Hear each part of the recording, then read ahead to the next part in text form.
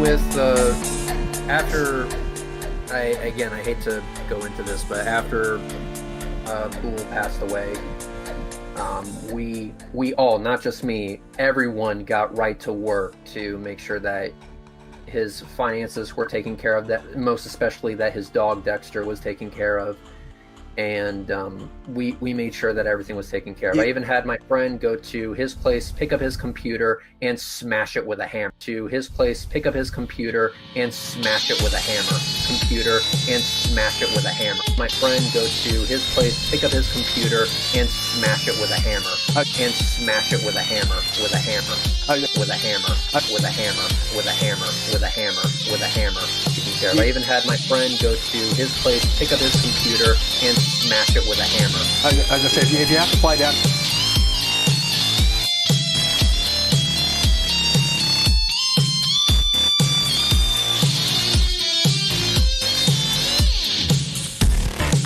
Because I didn't want some information to get out there. So let me go ahead and play this from the beginning so that you guys can hear it straight from Bool's mother to the community. So here we go. And good morning, everyone. I am totally overwhelmed with our Christmas video, or one of your videos. I'm grateful about that. And you made me speechless. I'm just so grateful. His sisters for care of Dexter, for what may come up, and I'm just beyond words to express my gratitude, my heartfelt love for all of you.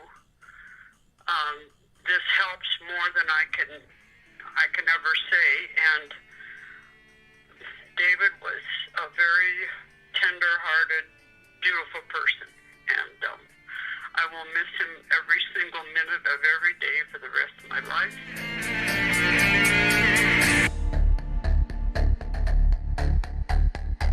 To delete my search history, you'll do... pick up his computer and smash it with a hammer. And smash it with a hammer. And smash it with a hammer. And smash it with a hammer. And smash it with a hammer. I was going to say, if you have to... Smash it with a hammer. Smash it with a hammer. I even my first and pick up his computer, pick up his, smash it with a, pick up his computer, smash it with a hammer. Pick up his computer and smash it with a hammer. I was going to say, if you have to fly down and delete my search history, you'll do that, because you know. It with a hammer. I was going to say, if you have to fly... We made sure that everything was taken care of. I even had my friend go to his place, pick up his computer, and smash it with a hammer. Pick up his computer and smash it with a hammer. Pick up his computer and smash it with a hammer. I was going to say...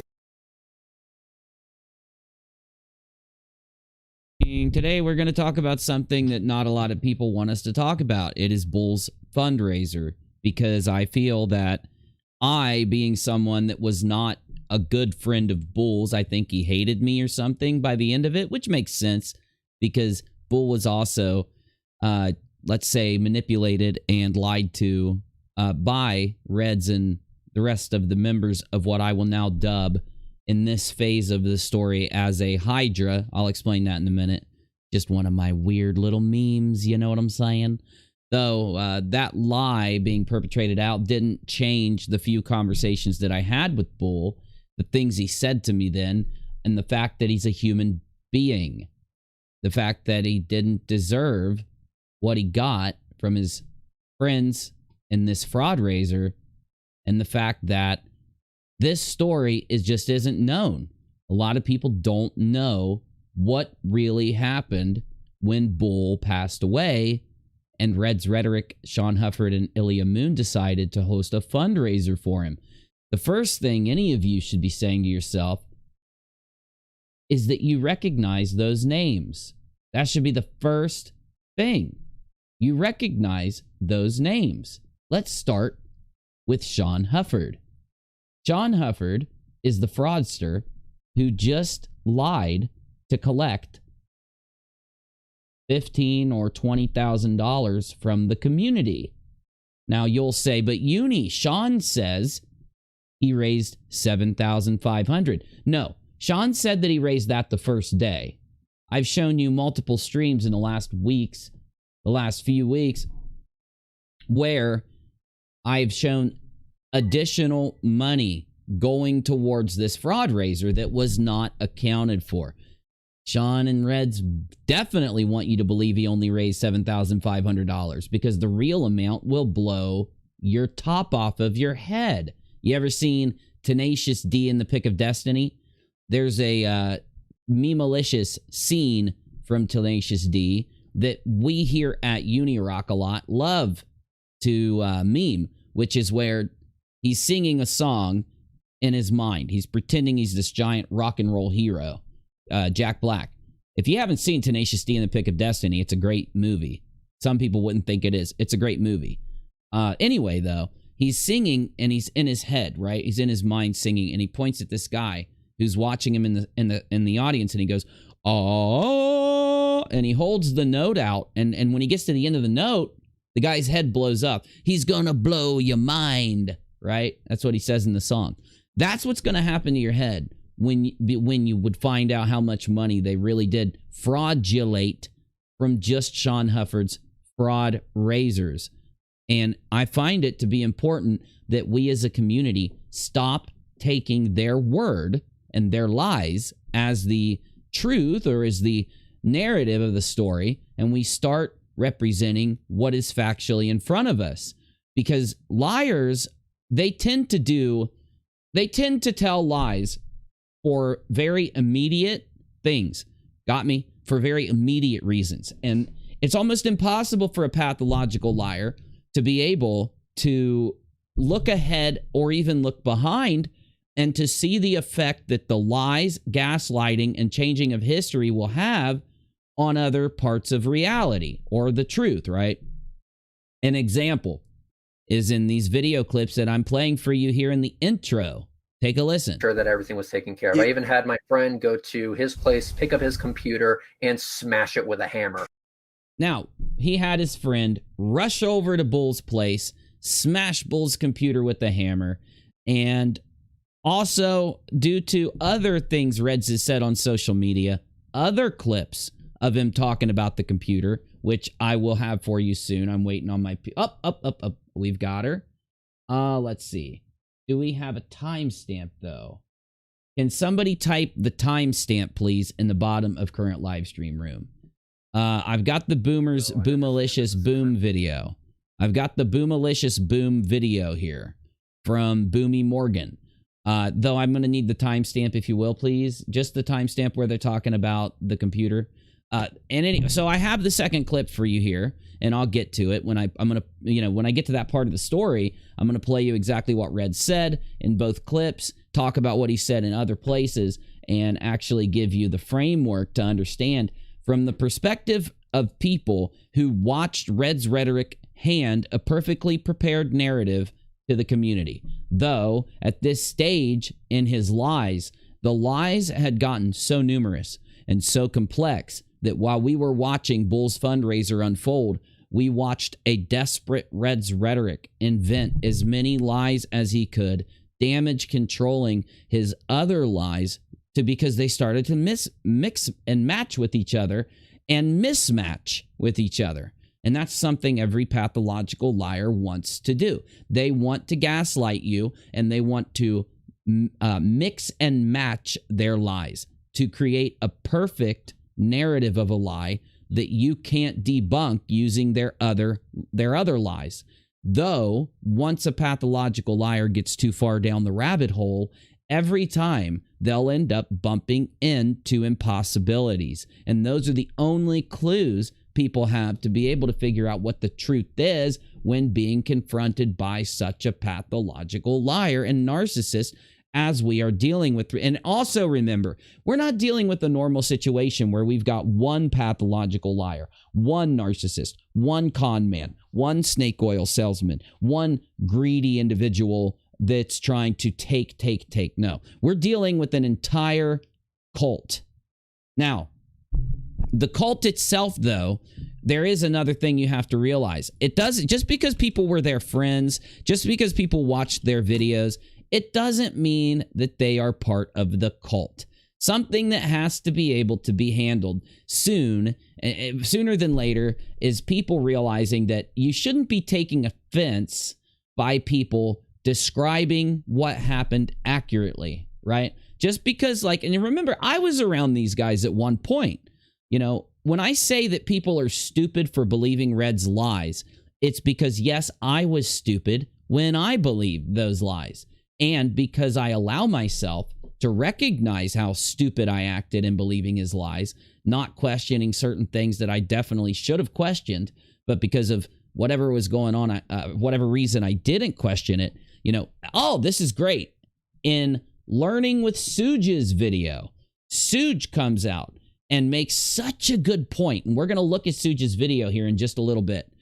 Suge makes such a good point about certain lies that were being told and the effect that they had. So, without further ado, let's talk about Suge's video. Let's lead it in to the story of Bullinator's fundraiser, and let's mix in clips, tweets, graphs, papers, and what we now call the YBI's constant and professional effort to document the scam that was in front of them so that we could present it to you in the way that I am right now and give you the full picture of why Bullinator's fundraiser is absolutely just as fraudulent as Sean or Ilya's. In fact, there's no way around it. You want to argue that with me? I'd be more than welcome to argue it with you. As for tonight, I'm going to present you the information. On 5/18 of 2021, I'm your host, Unirock, with my assistant Busy manning the soundboard. Coming at you from the east coast of the glorious United States of America. As always, wherever you're from, it's glorious too. I've been to many places, love them all. This is Unirock Live.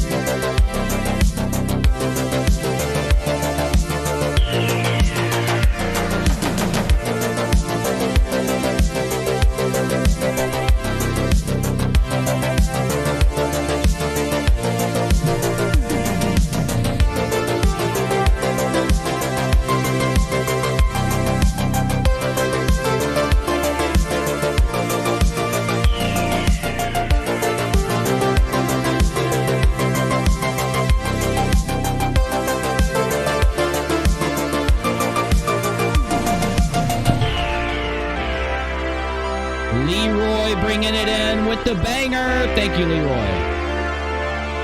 Damn! Dropping those unicorns. All right. Typically, I would run a fundraiser right now. Typically, I would run an intro right now for several minutes. I'm going to try to cut that down and just present you some information in a quick form. Though, if you're watching this on the replay, as with all of my live streams, if you see me take a break, if you see me put up the front screen for a minute, you can just skip ahead and save yourself from some time. So let's get started now. I'm not necessarily prepared to do this. In fact, I have a brand new video on Unirock 2 right now. Right now. Worked on it all day. It won't go public. It's stuck on private.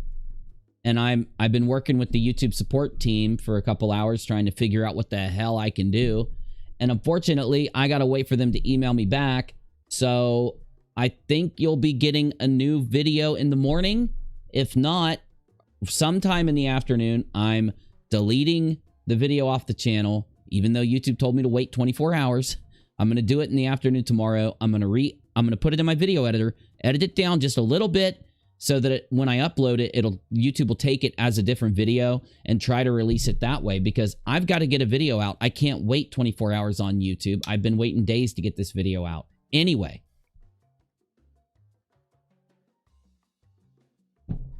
Here we go. Fundraiser. Busy, you're supposed to pause it right there. Fundraiser review. Starting with one of the best videos I've seen in a long time. And I encourage and urge all of you to subscribe to Suge's channel. He's one of the real ones. I'm really mad. I'm really mad that we only have Suge up to 300 subscribers. He's smart. He's articulate. He's educated. He's a good person. If you will, I invite you, and I don't ever say this that often. I do urge you, please support Suge like you would support me. And I honestly, I do feel comfortable to be able to say that with Suge. I wouldn't say that about many people. Hi there, I made this video differently than how I've made them in the past. I just spoke for about an hour and a half straight and then edited it down to 50 minutes. And then afterwards found some video clips to insert in that sort of went with what I was saying, so you weren't just staring at blackness. Sounds like me in one of my videos, Suge. Record hours worth of stuff, edit a 10-minute video out of it. And some video clips didn't go with what I was saying. You'll get to it. But admittedly, it's kind of crude, and also some sections may seem a little disjointed because I spoke. Trio, that is a really beautiful hippopotamus that plans on doing some type of adventure. About several things, so this is... He's going on one of those, sneaky spy adventures. Pretty much a scope put to some video. Hey, how are y'all doing? It looks like it's been an exciting month. I've been away for a minute, and actually about 5 weeks, and so I missed all the fun, and I've just been trying to catch up on some of the tea, and I'm far from it. I'm still watching all the Sean stuff, or there's no way to watch all of it, but I watched about 4 videos now. Just now I watched Nate's video with Ilya. Yikes. I was really hoping that was on the up and up, because I just don't want to believe that people would lie about such a thing. You know, that was me also, Suge. I haven't been doing a lot of uploading around this situation, and when I do, I think I'll be able to get out a little bit of my opinions around the things you're commenting on. I just completely agree with you. I've lost 2 very close family members to cancer, and 1 to a brain disease that had to do with like an aneurysm or something like that. And the 2 that I lost from cancer were hell. It was hell on earth. It really was. And it really affects families. It's a extremely, I refer to cancer as just pure evil. And I do think it really is. I don't know what it is. I know that medically they have an explanation for it. I just think that it's, people will say that I'm silly for saying this. Call me silly. I think it's pure evil. That was a rough one. Anyway, this video, I don't have anything special planned. I was just going to chat for a little bit since I was away, and I don't know, this will just be like a Suge scope, I guess. And I wanted to say something up front before I forgot, and that means address the elephant in the room, which is obviously the fundraiser scams. That's right, scams, as in plural. Provably, as Uni would say. And speaking of Uni, that's what I wanted to mention before I forgot, and I almost forgot again. Props to Uni. He has taken a lot of crap in the past year regarding the fundraiser, and has been beating the drums on the fundraiser issues for a long time. His honor was questioned. His military service was questioned. I mean, there was even a parody stream on Goblins. I'm sorry to hear it, CJ. I hope it works out. One of my family members was given a few months, and he outlasted it. So, also, I'm not going to play where Suge talks about his family's, one of his family members' medical problems. I urge you to watch this entire video. We're not going to have time to. I'm shouting it out. I'm trying to get it some attention. I'm trying to get him some subscribers, right?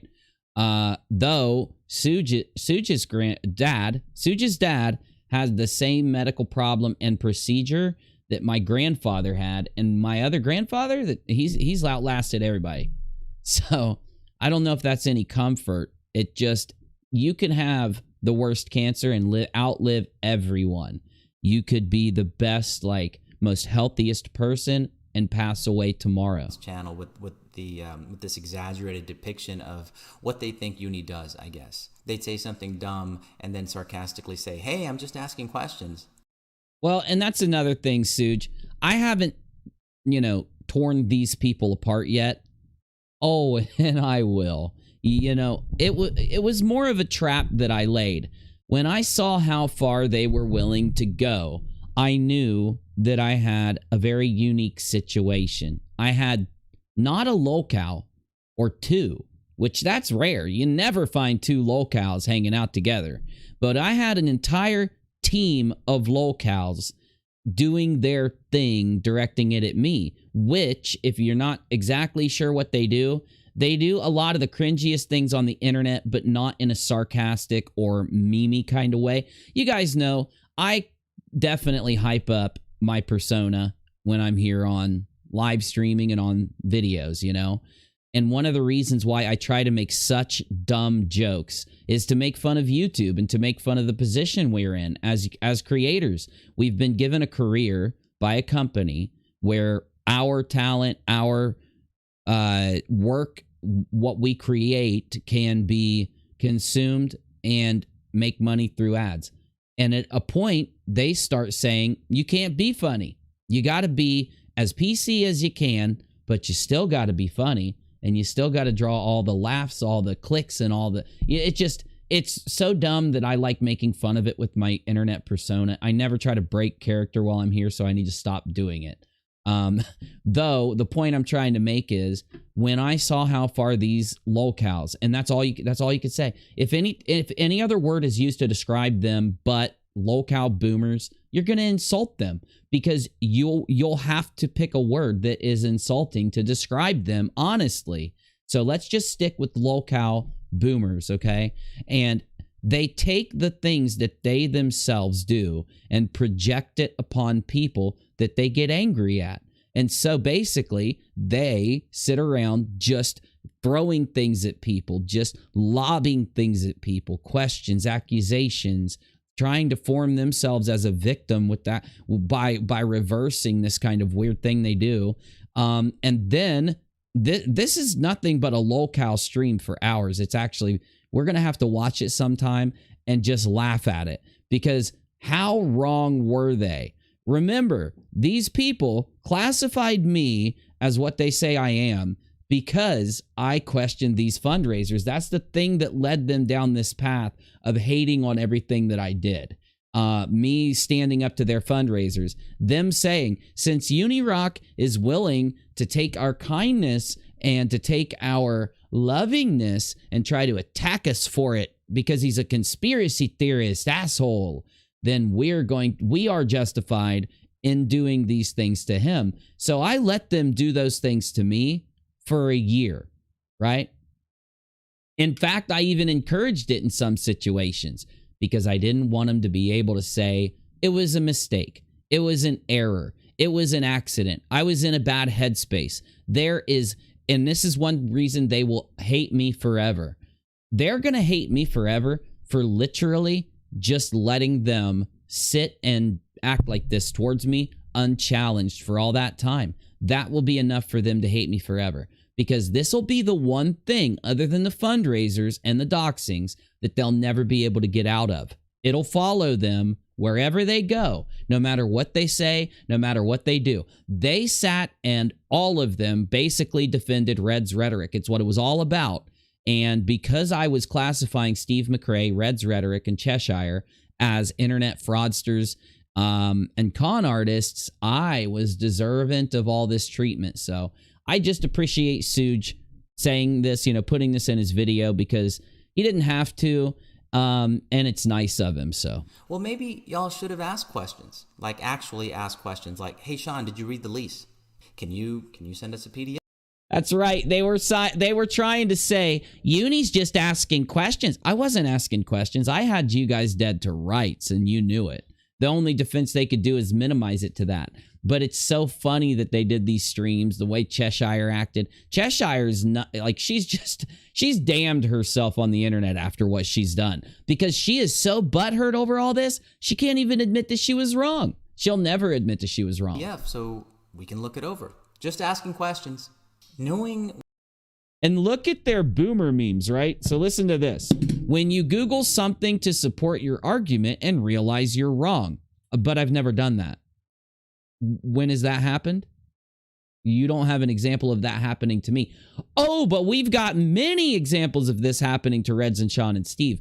Okay. All you got to do when you look at their memes is ask if it applies to them or if it applies to me. It's going to apply to them every time. What I know, because they're boomer memes. They are projections. now, it wouldn't It's why it's shock me cringy. if they had gotten a call from a panicked Reds one night where he said, "Hey guys, this guy is breathing down my neck, code red," and the ladies just sprang into action to undermine the loudest messenger against their BS. Suj, it's incredible that you've said that, because we've had people who have left their group and come to us to tell us that that's what they did. That Reds would DM people and call people or mobilize people either through either a server or direct message groups on Twitter, and let them know what he was going to do, what he wanted them to do, what he wanted them to like and share and stuff like that. So it's funny that Suj honed in on this, and we've also we've had people literally attest to this and even show us DMs and screenshots of Reds doing this. They, though, wouldn't let us take screenshots because of the fact that they don't want to be identified and targeted by Reds and his friends. Hopefully that'll change soon. I don't even think some of them will care at this point. Maybe they'll come back and let me grab a few screenshots of this and redact a little bit of it. And maybe, you know, now that Reds has lost his power, they'll be cool with it. Yes, I'm sending them a message right now. I know they're watching. Though, I mean, you don't have to take that as fact. You can just take that whether you believe it or not. But do you really think after having like 7 different creators come out and say that Reds does this, he doesn't do it? Yeah, he does it. So it didn't work. There's 2 now. There's for sure 2 scams. Oh my God, did you see that? They did one where it said Hacker Man underneath it. Hacker Man. Okay? You gotta understand the juiciness of that boomer meme, because that's the same thing that the people tried to do when I busted Q. Remember, they got all mad and tried to claim I was a hacker and all this crazy shit. And that's where the meme came from, where we would make fun of the conspiracy theorists by saying, yeah, Uni's a hacker. And this was years and years and years ago. But it's so funny because they also are the ones who put it out as if they are the scripters, the JavaScripters, the Python scripters, you know, like, we're the smart guys. We know how to use Ubuntu and we know how to use all these different Linuxes. And it's just so cringy. Every meme is a boomer meme. Every meme. Possibly more. And you've got no one to blame. Oh, this one's great too. There's nothing he likes more than some hate watching of Steve. I mean, I don't know how far from the truth that could be. You know, I get clips brought to me of what Steve says and does. But, you know, to say that I'm in Steve's shit, watching his shit all the time, is just a complete lie. Though, I guarantee you, I can factually prove to you that's exactly what they do. They're probably watching right now. Hey Chesh, hey guys. But no, it's funny. All of their memes are boomer memes. I'm just glad that Suj included this clip because it's lol-cowy to look at. But yourselves. It's great. I guess that's it for Ilya and Sean, right? Busy's Findom Rhetoric says, Red's Rhetoric has lost no power. He's in complete total control. He is super suave in his control of the narrative and situation. Okay, Busy's Findom Rhetoric. I don't want you getting mad and leaving because I love you being here, so I'll agree with you on that, okay? Looks like the several key players are disavowing them, you know? Well, you two are of no use to us anymore. Bye-bye. Do another fundraiser to I don't always lie, but when I do, I lie about lying.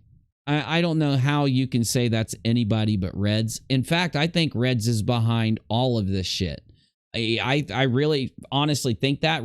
The original memes they tried to use against me, they took to Team Skeptic's stream and when Reds was there and put them on Team Skeptic's stream. And now I'm not putting down Team for this. I know that Team was like being hyped up and stuff about it, and he was angry, and I'm not mad about Team doing it. But the fact is, his stream got taken down due to community guidelines violations because of how sexual the memes were. They would take my face, put it on a woman's. They would put my face over a woman's face who was like on her knees around a bunch of African American gentlemen standing around with their faces on it or their channel logos on it.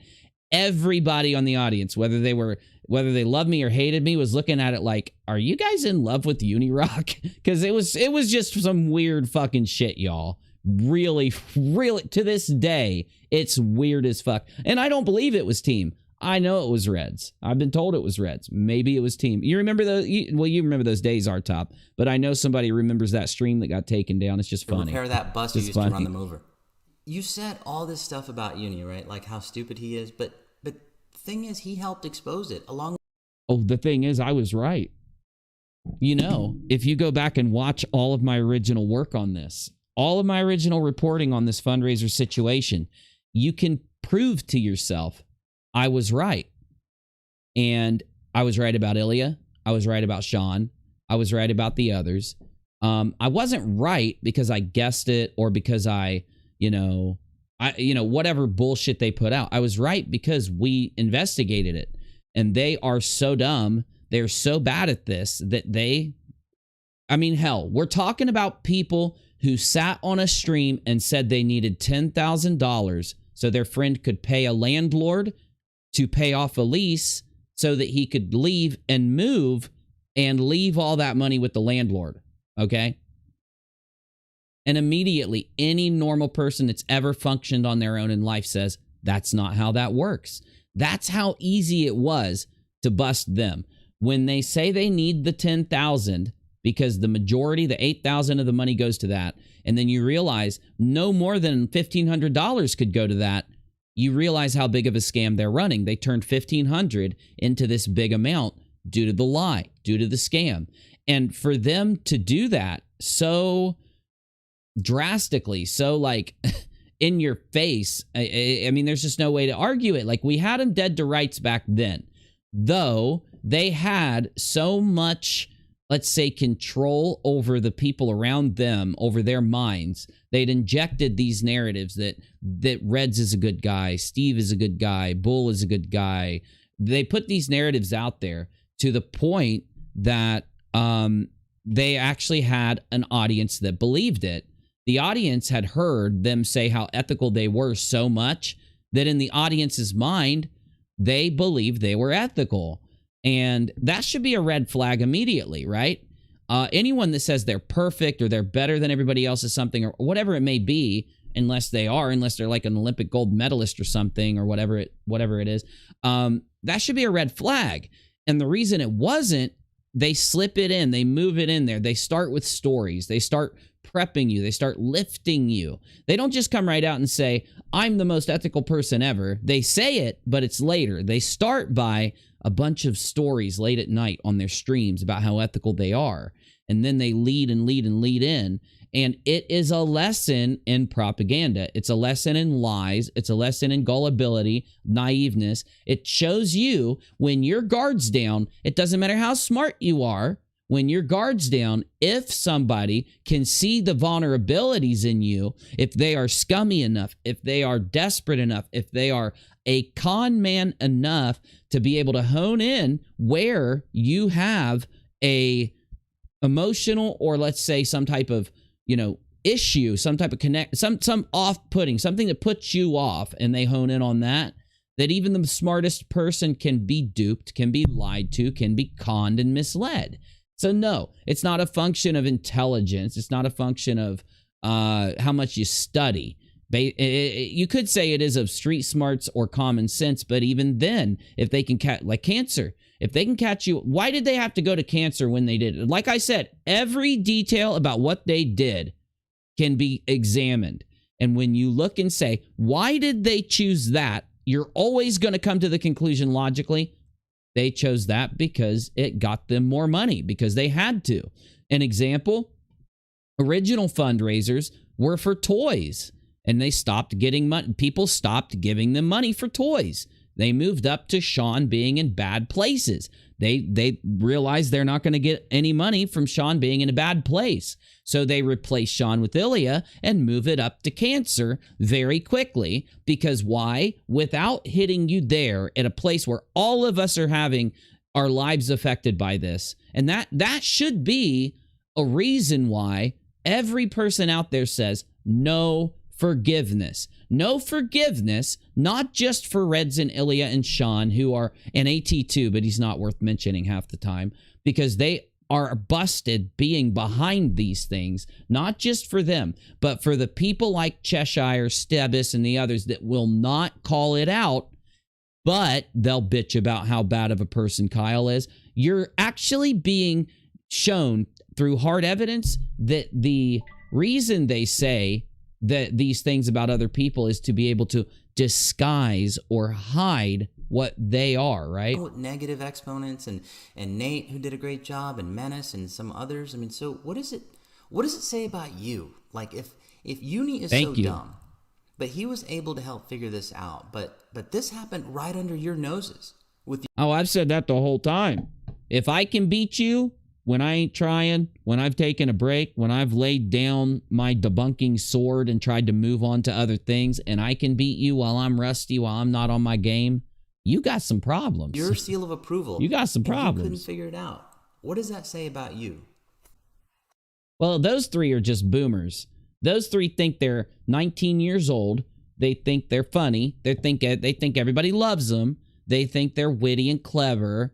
And they can't even put a Lego set together. There's some issues. So I decided to watch a little bit of that old fundraiser. They all feed their dogs chocolate, have extreme views about anyone under the age of 3, think secondhand smoke isn't a problem, and can't put together a Lego set.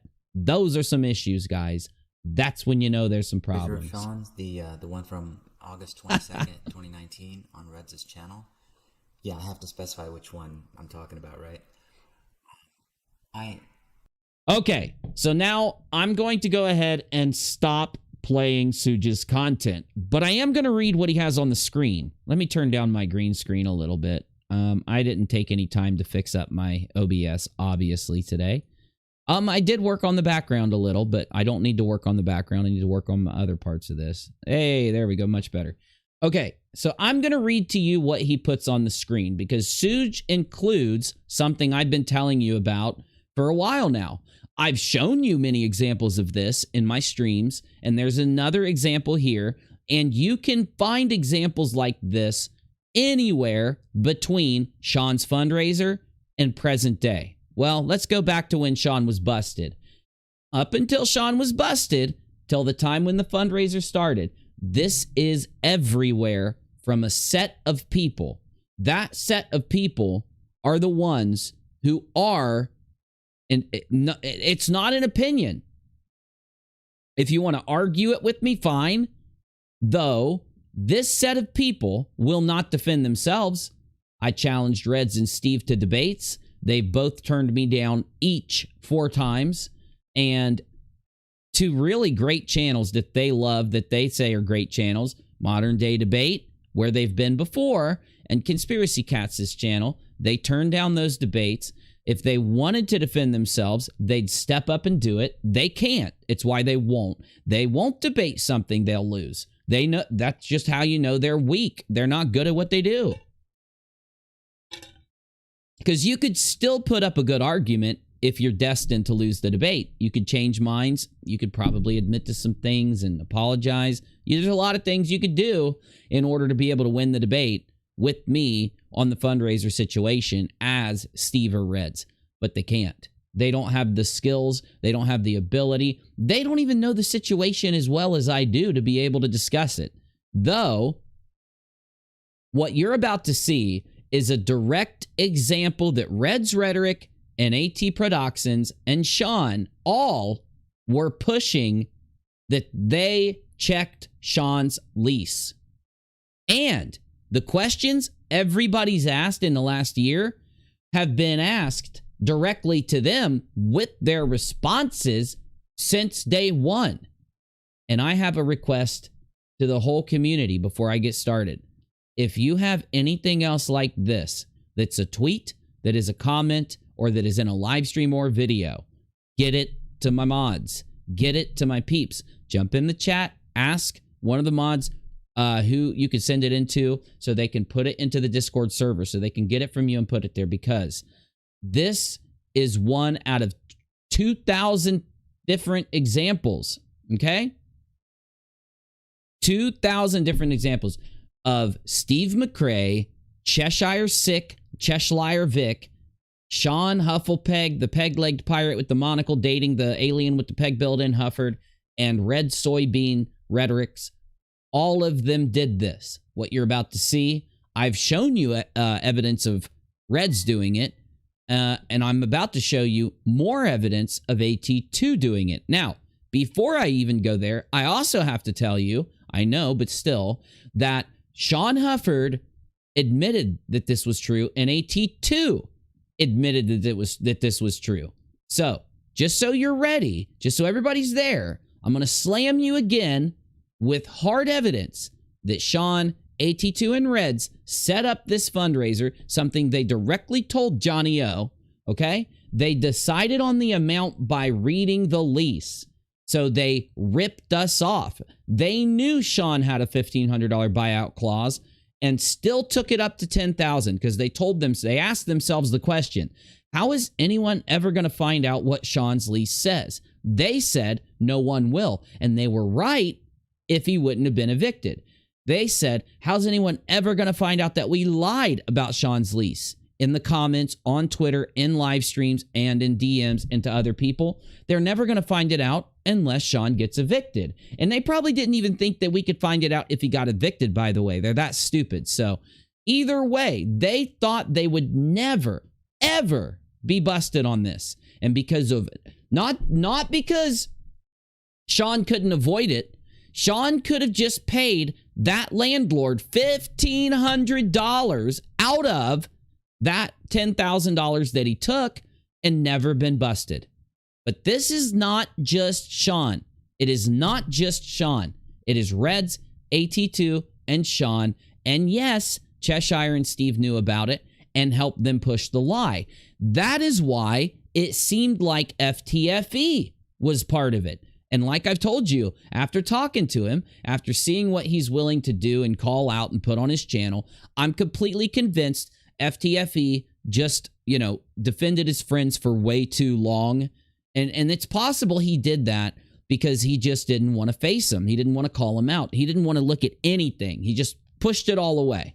Is it a smart thing to do? Was it the right thing to do? No. But he can make up for it not being smart or right through his actions since then, okay? So I'm saying this now, and I hope Fight hears this. I do think he's made up for it with his recent actions.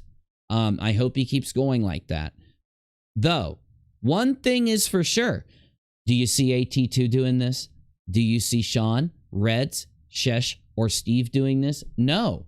Because a year and 3 months ago, I told you they all knew about this and they were all involved in this. And here now, thanks to Suge, is some more evidence of that. I've already played you Red's Rhetoric verbally admitting to this. Here comes another instance of AT2.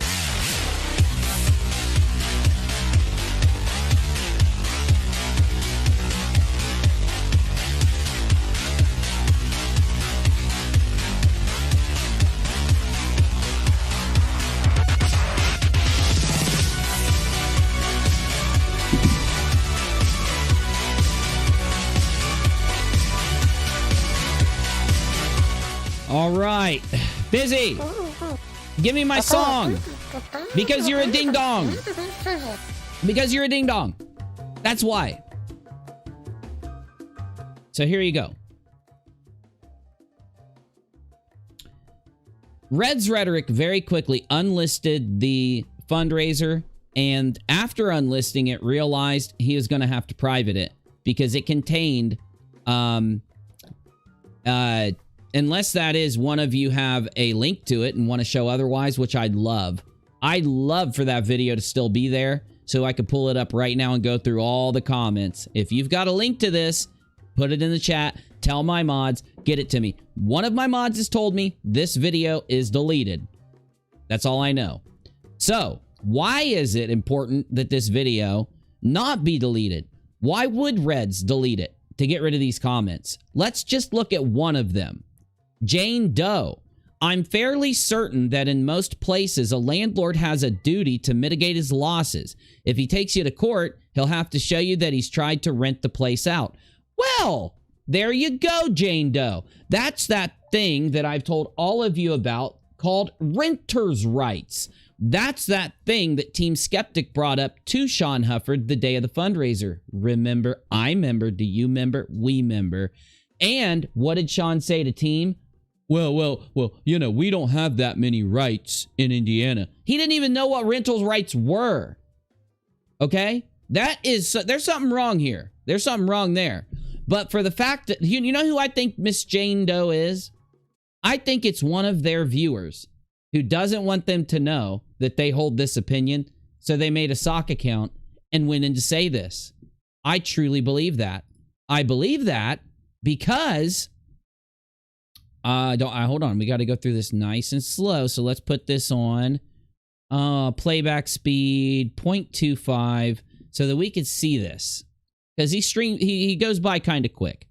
So I would easily pay $30 to have Sean Hufford record me a custom voicemail. I bet a lot of other people would too. Nice, Sean. Hey, Sean, now we know where one of Sean's sock accounts are, because nobody wants that. Unless you have brain damage. There's Jane Doe. So let's pause it right here. Sean, make a channel and talk about what is happening daily. I'll listen. And weird, just really weird looking accounts, right? That I've never seen around before. Maybe they are. Who knows? Reds likes to delete comments and private videos. It'd be hard to tell. But he does have a channel, and it's horrible. You do not want to go there. Actually, if you want to laugh your ass off to watch him make a fool of himself and say a lot of things that are going to backfire on him a few months later, go watch it. But who's there? The racist Beeve. Hey, racist Beeve. He says, "Aw, how did I miss this? Aw, racist Beeve." World record at 135, Mr. Know-It-All Star made a small sound, brap, brap, lol. And then I try to see all of Sly's vids because Mr. Hufford helps Sly out. God knows what that means. Can Sean find somebody to take over his lease? Over here, you can just change the name on the lease if you need to move out early and pay the admin fee. This tells you, guess who gets all these notifications? Guess who? Rhetoric. Now, what else does Rhetoric do? He blocks a lot of people from his chat and deletes and hides a lot of comments because he sees a lot of those comments, okay? So here in Canada, it's called the Landlord Tenants Act. Oh, thank you, R-Top. Appreciate that. Just so you know, here it is. They had people telling them, you don't need the 10,000, just like Team did. This is a scam. Why didn't Reds look into any of this? Why didn't any of the people who you're about to see went through every comment with a fine-tooth comb, arguing with people with dissenting opinions? And by the way, the only way they know those people are there to argue with them is if they went through the comments, are the people who set up this scam. This is not AT2 and Reds getting ripped off or taken advantage of or lied to by Sean. This is hard evidence of that in just a minute. It being Red's channel, then Reds saw it, okay? Reds was in there. Reds knows. Reds read this, okay? Though, how am I going to assume AT2 did? Give me a minute. One of our mods. Oh, there you go, Thomas. You've been exposed as a YBI member. You've been exposed as a dono bro because Tom's Toys donated to this fundraiser and many others and is now a mod on my channel and has come to me to let me know what he saw, what his opinions are, and be able to stand up to these people who ripped him off. And he became a dono bro. That's what we used to call the people that left Red's channel and came to us after they heard what we were doing, looking into all of this, so that they could witness what we were doing, witness how we handled things, see if they wanted to be involved, wanted to help, wanted to talk, and Tom stayed. And he's a good friend of mine now. Has a great channel if you want to check it out. He streams and does projects. You got to go there and watch it. Tom says, I agree with Skeptic. Sean has, in the few times I've heard his critiques, provided great advice. He is gruff, but in a good, no bullshit way. And I think other people agreed with you until they realized how much he'd been lying to all of us. What died and crawled all over Team Cranky? What a fun hangout to listen to just the audio of. So you know why this person said this? Because team questioned Sean. Gee, I wonder who left this comment. I wonder if was it just a random person, or do you think that it just might have been a sock account for one of his buddies? And, oh yes, Team Skeptic, the old PTSD post-tampon stress disorder. You notice how all these random, weird sock accounts with no upvotes are targeting Team, and they're mad at Team. Why? This is the beginning of the fracture of Team Skeptic and their cult. Because the minute I started asking questions, which was a little while before I left their community, about a week and a half before I called out Steve McRae and Reds, the minute I started asking questions, I started to get treated this way while I was still around. And you notice they start to see people asking questions and realizing things, and they get on the defensive against those people. They prepare because they are a cult. They're a cult working in a group think, echo chamber, everything. I'm going to recommend JM's movie to Red Letter Media. That is exactly what I thought Jared would look like, including the name badge around his neck. Wow, what a sheep you are. And you can see how hard this is for Sean. It looked really easy. I think you're just really dumb. Mother of Dragons. Remember Mother of Dragons? Sean, I live in Indianapolis. My father owned a debt collection agency for apartment complexes. Do you live in a complex or do you live in a duplex with a private landlord? Gee, it seems like Mother of Dragons was even getting a little bit questioning things, huh? Sean, any news? When do you move out? Red, you're a really good man. If there's anything I can do to help, Eric B. There's one of the simps that fight with Marty. What happened in the end? Have Sean moved and did he get a job? Is there an update video somewhere? I checked Sean's channel, but I don't see anything related. Why no, weird person? There was none because Reds was protecting the scam that he ran with Sean and AT2 Productions. Sean, he was from Columbus, Ohio. Ted Williams, do you live anywhere around Columbus? I can get you a job tomorrow if you do. You see all of this help in the comments, all the critique, all the people starting to team up on Team. Wonder if it was because Team is the one who questioned Sean for 10 minutes, you know, because it sounded like Sean was scamming everybody, right? I hope everything works out for you, Sean. This is how disgusting Red's rhetoric is. This is how disgusting he is.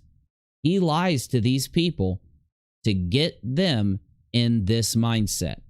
He wants his audience in the giving mindset. He wants to put him and Sean and others in the victim place so that they'll feel that they can be the hero and come to Sean's rescue. Why?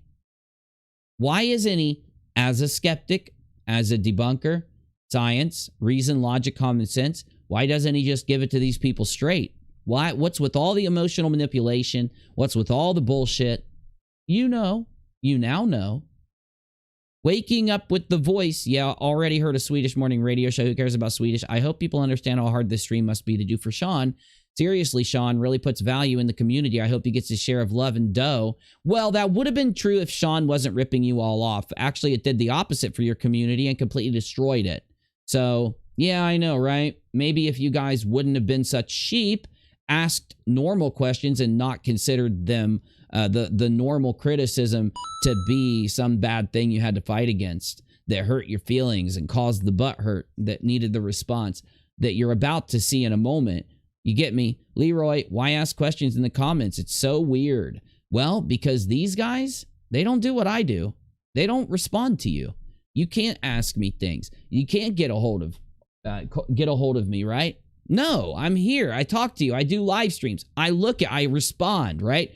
If one of you guys criticizes me, I say something back to you.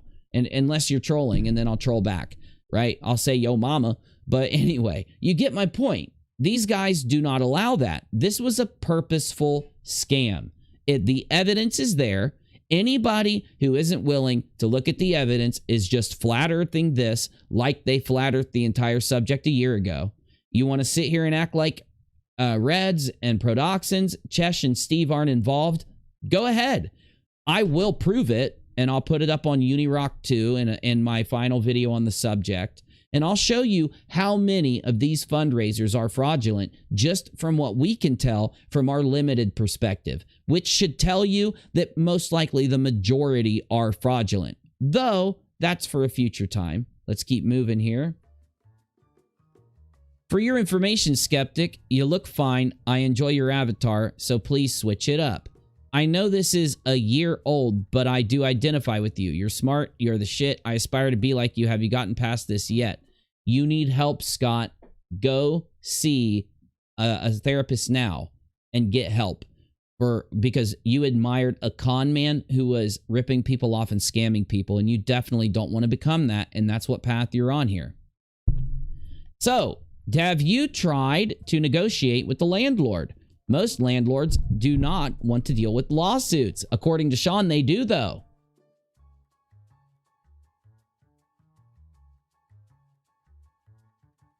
Based on the shows you've been in and taking into account your mannerisms and points of view, the following will be the show types you will be successful, excluding the types I've seen you in. Who knows? Jesus Christ.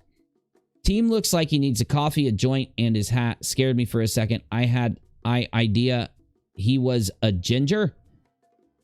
That's that same person. They got some really weird commenters, don't they? Very creepy. You now just discovered humanity is garbage. I think I knew that in the 5th grade.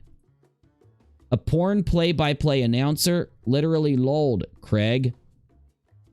Has Sean tried Fiverr as a voiceover guy? He can't be. He doesn't have a good speaking voice. You have been indoctrinated into a cult with this to be one of the narratives. Just listen to it. He's got a lisp. They wouldn't use him as a voiceover guy. I'm not trying to be mean. He just he's missing a lot of teeth, and because of that, he can't talk right. It's just the truth. Maybe if he had them, or if he went and got some replacements and got a plate to put in, he could talk better.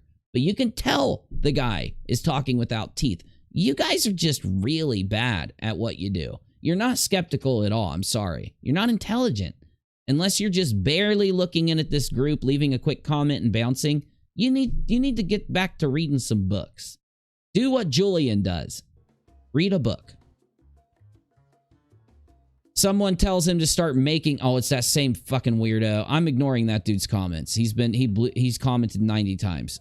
Sean could be the lead vocalist in a band that reworks Barry White songs. No, he couldn't, because on his channel, he doesn't even sing, even though he does karaoke videos. Anyway, my motto is, there's 3 types of people regarding flaw and error. Those who make errors but do not do, that's why they make the same error. Those who make flaws but do not do, that's why they do everything to... Okay, you're just an idiot, Kenneth. Okay, the fact that Sean's physical appearance prevents him from getting jobs is real bullshit. You're right, because it wasn't true. It is not true. It is a lie. I'm not saying he might not have been picked for a job and he assumed it was his physical appearance. That may have happened, but he was employed and he got fired for legitimate reasons. He just lied to you guys. He admitted it in a stream, what he really got fired for.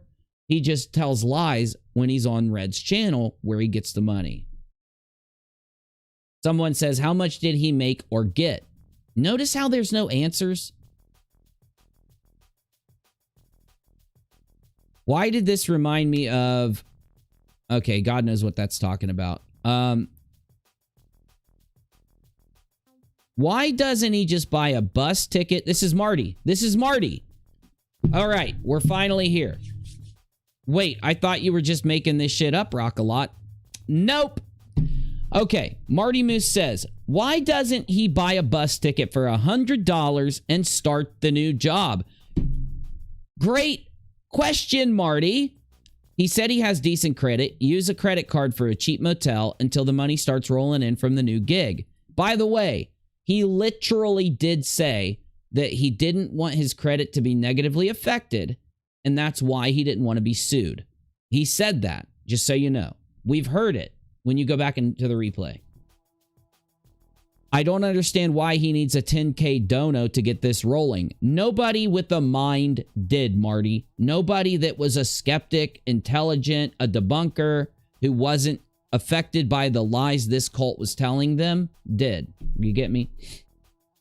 He said he was considering being homeless. If you ask 10 random homeless people, I bet none of them are worried about getting sued for breaking a fucking lease. Oh, Marty is legit. Now, AT2 is going to say some of the dumbest stuff you've ever heard him say. And he said some really dumb stuff. You've heard him say some really, really dumb stuff. So I want you to get ready for AT2's response. Now remember, at the end, Marty says, this doesn't add up. If you ask yourself, what is Marty's point? Is Marty making a good point? The answer is yes. Marty is making a good point. Marty is being just a normal person making a normal comment here. There's no reason to think Marty's doing anything wrong. They did this publicly. They should be able to answer this point. This is the debunker of their bullshit. What Marty said is the first thing your mind has to realize before you go in and realize they ripped everybody off. Okay? All those questions, all those solutions, they skipped over as a group of 3 people. They didn't skip over it as a group of 1. Sean didn't just skip over. This was a team effort, and you're seeing this because this isn't just a random guy responding. Who is that guy responding to Sean? Who is it? Who is it, y'all?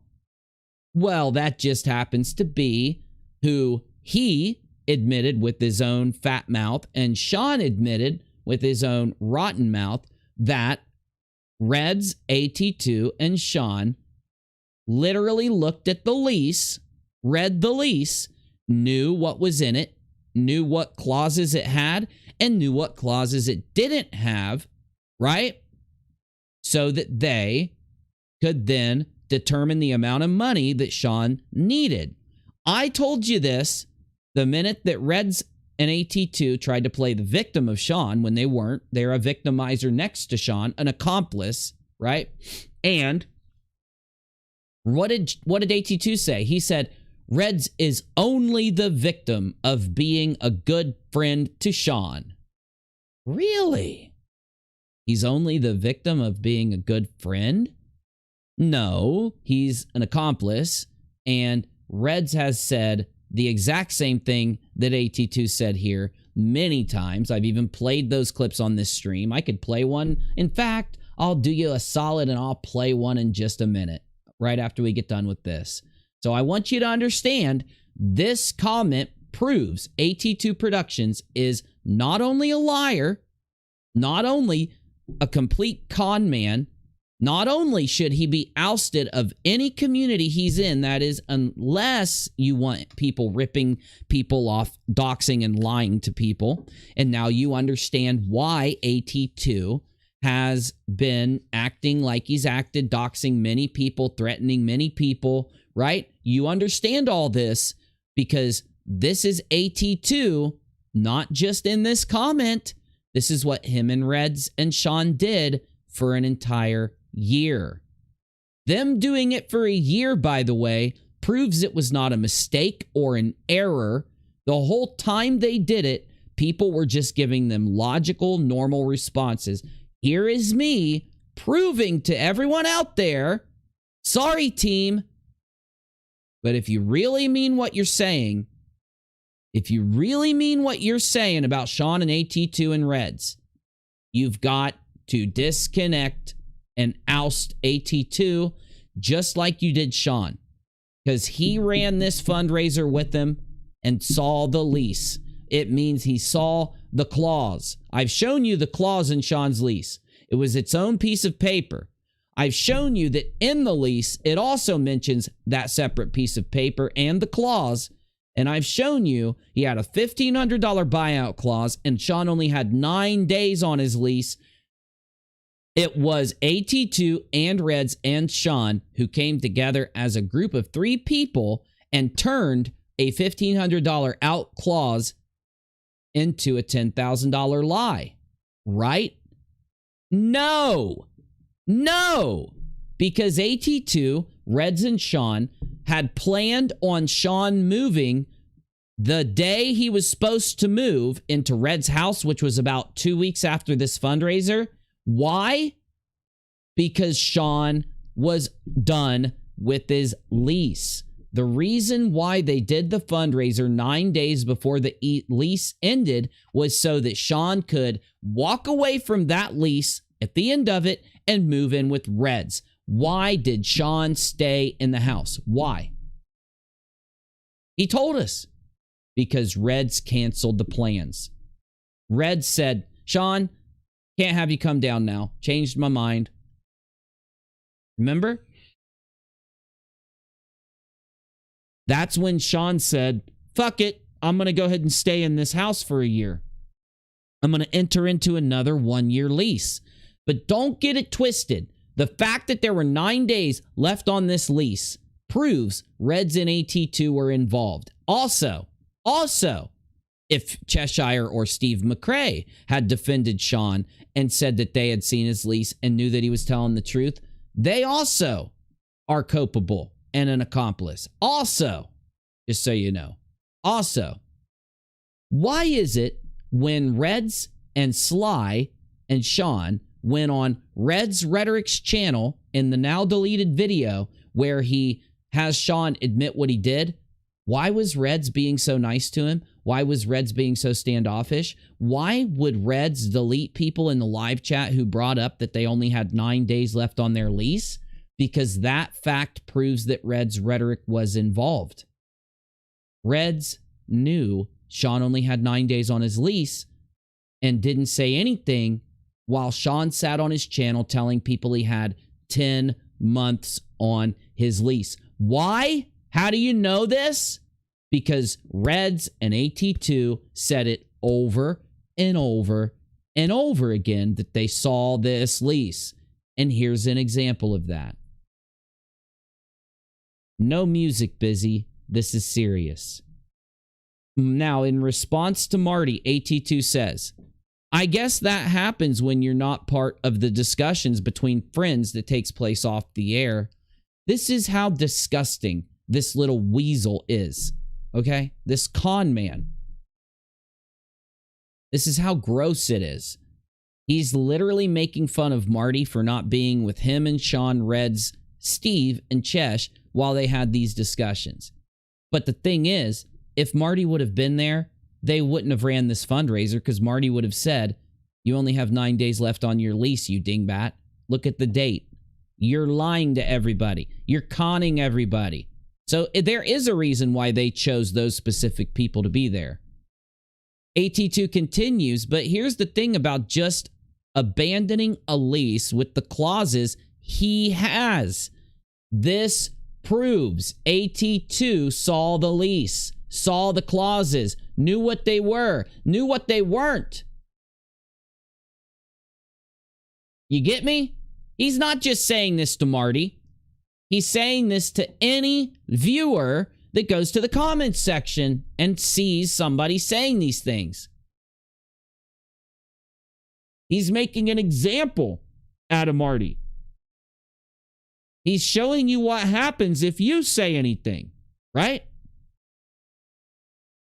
It will be taken to court, and the judgment against Sean would then be parlayed into a lien against him. That's his fault, you fucking asshole. That's Sean's fault, not Sean. That's Sean's fault, not the viewers, not Marty's. Do you see how much of... Now do you understand the soy? Do you understand why we have a soy meme? Because it's just the most passive-aggressive soybean thing you've ever seen. You get me? The lien could or would become a wage garnishment. Really? Are you being serious? That doesn't make too much sense. But none of that matters, A. By the way, the 10K total goal isn't to get it rolling. It's to cover the entire situation and get him into a location so he can start work. That's the same thing Cheshire said. That's the same thing Red said. That's the same thing Steve McRae said. They all together push the same narrative, right? And push the same lies in front of you, in front of the audience, right here. But it's not to cover the entire situation. Do you see how you run a con? You see how you do it? You get up there in front of everybody and say, I need 10,000, I need 7,500 to pay the landlord, and 2,500 to go to Florida, right? And then when you get done, you say, no. I don't need the 10,000 to pay a landlord. It's for the whole situation. That literally is a lie. The only reason you could validate the 10,000, both of you say it multiple times, is so that he can give it to the landlord to break the lease. It was a lie invented by him too. This is why he's pushing the lie. Why isn't he talking about the buyout clause in the lease right now? Why isn't he talking about, he literally says he knows what's in the lease. If it's reached, then out fucking standing. Do you see how much of a pretentious prick this guy is? If it's not, then at least we tried. And you tried. You didn't try shit. What do you mean you tried? It's not you. We? You didn't give him any money. You made money off this. And don't tell me this little fucking weasel didn't make money off this. If you believe he didn't make money and did all this for free, you can believe it till the cows come home. People don't go to jail for free like this. You don't do something like this that could get you in a shit ton of trouble, get you deleted from YouTube, get you banned on social media. You know, you don't do the kind of stuff like this for nothing. You don't do a year's worth of lies for nothing. He helped set this up. The only reason that Reds and AT2 and Sean would con the community is if all three of them made some money. That's why it's so important to see that Sean went around telling people that he gave Reds a big chunk of money out of that fundraiser. It's important because they have to tell a lie about why he gave the money to Reds. You got to ask yourself what the real reason he gave that big chunk of money to Reds. And it's on my community tab of Unirock too, if any of you want to see it. Literally, Sean Hufford admitting he gave Reds Rhetoric a big chunk of money out of this fundraiser.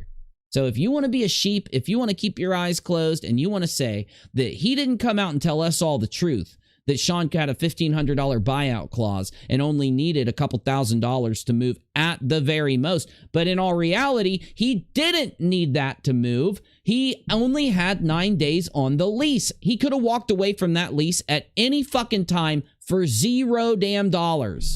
Zero. Okay? Zero. That is the other major lie here. Okay? Anyway. If you don't agree, that's fine. No one is forcing you to agree, accept, support, or donate. No, but because you posted it publicly, if we want to, we can. Sure, you're not forcing us to do shit, but if we want to question this, you can't stop us. You can't force us not to. I know you wish you could. Oh, I know you wish you could. But others care and want to help, so they will. Listen to this con man. This guy knows Sean has a $1,500 buyout clause. He says it right here. He read the damn lease. So he goes and reads this lease with Reds and Sean. They come up with $10,000 when they know they don't need it. That's called a con. That's called ripping off the community. That's called you don't get to lie about this later with every example like this that's out there just because some of your friends are scummy enough to sit and lie for you. Okay? You don't get to change your story, AT2. You screamed it and you wrote it and you soyed it so many times that you don't get to change it. Okay? You're not a victim, you're a victimizer. Others care and want to help, so they will. It's one of the most disgusting things this little fucker says. Look at how he's acting after Sean gets busted to prove to yourself that he's involved. Trying to make excuses for Sean and Reds now, after the fact. Humanity is great like that. Some people have compassion and help others. Not you. You don't. You steal from others. You come up with a big $10,000 lie so you can put money in your fucking pocket and do God knows what with it.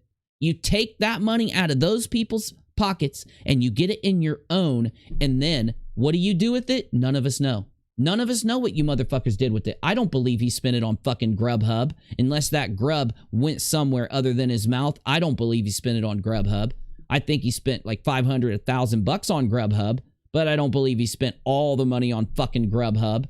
Craziest fucking... I know it's a meme and I know it's funny, but he didn't spend all that money on Grubhub. He stayed in Indiana where he'd been doing something with that money, like spending a large amount of it. You know what I'm saying? There was something fucked up. Now, remember, it wasn't just 8,000, like he says. It was much, much, much more. Okay? Because they had an equally big stream as Red's stream on Steve McRae's channel where they deposited money over and over and over again into Sean's account. So don't tell me Sean didn't get over 15, 20,000. Guaranteed he did. They ran this for 4 fucking months. You know what? I'm tired of calling to it. I'm tired of telling you about it because some of these assholes out there are going to say I'm lying or something. Okay, well, if that's the case, big boy, let's take a look here. Let's see what you guys said on somebody's shit real quick. Let's go see what you guys said. Let me pull it up here. Almost there. Almost there.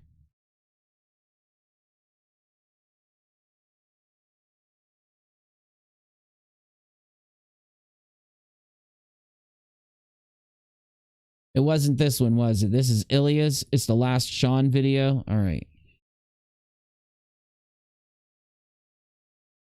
I know it's not this one. There we go, right here. Right here. Now, I know, and I'm saying it, that they lied to FTFE, and they lied to Team. Team and FTFE, in my opinion, were lied to, and FTFE has presented more than enough evidence for us to be able to believe that. But here's what they did. Now, remember, this is 2.5 weeks after the fundraiser. Sean says he made $7,500 on the first day of the fundraiser. Just Red's stream. So how much you think he made while there is equal viewership with them saying this shit? This is what they said. Listen. If like everyone that subscribed to all of us just like donated £1 or $1, then he'd be sorted and we could get him located. Yeah, people are asking in chat. Essentially, Sean Hufford has gotten himself into a little bit of a financial strain, and we're trying to raise. I think our stretch goal is 10 grand. Yeah, So we can get him not just in a situation where he is out financially, but also we want to relocate him so he can get to a place because he's being discriminated against, so he's having trouble finding work. So we want to move him to a I place was where more we than know happy he to can- donate to that. That's Yeah, something that, Yeah, I'm donating.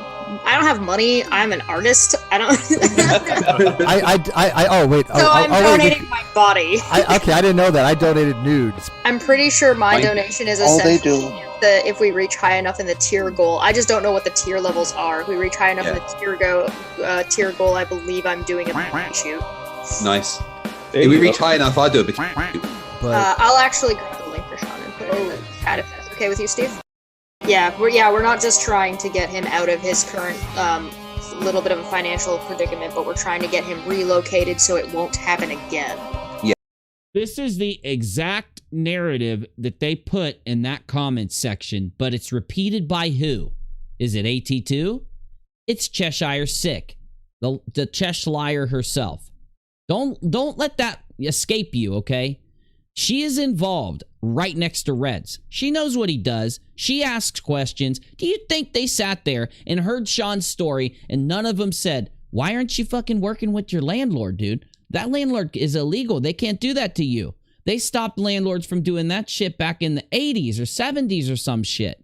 They don't let landlords charge you like this because the courts then have to pull people in and they have to take what these landlords are doing and undo it and actually make it right against the people because people can't afford that shit. How do you pay this motherfucker for a year, right? 12 months of rent at $800 a month while you're sitting here trying to pay somebody else? That literally is making people homeless.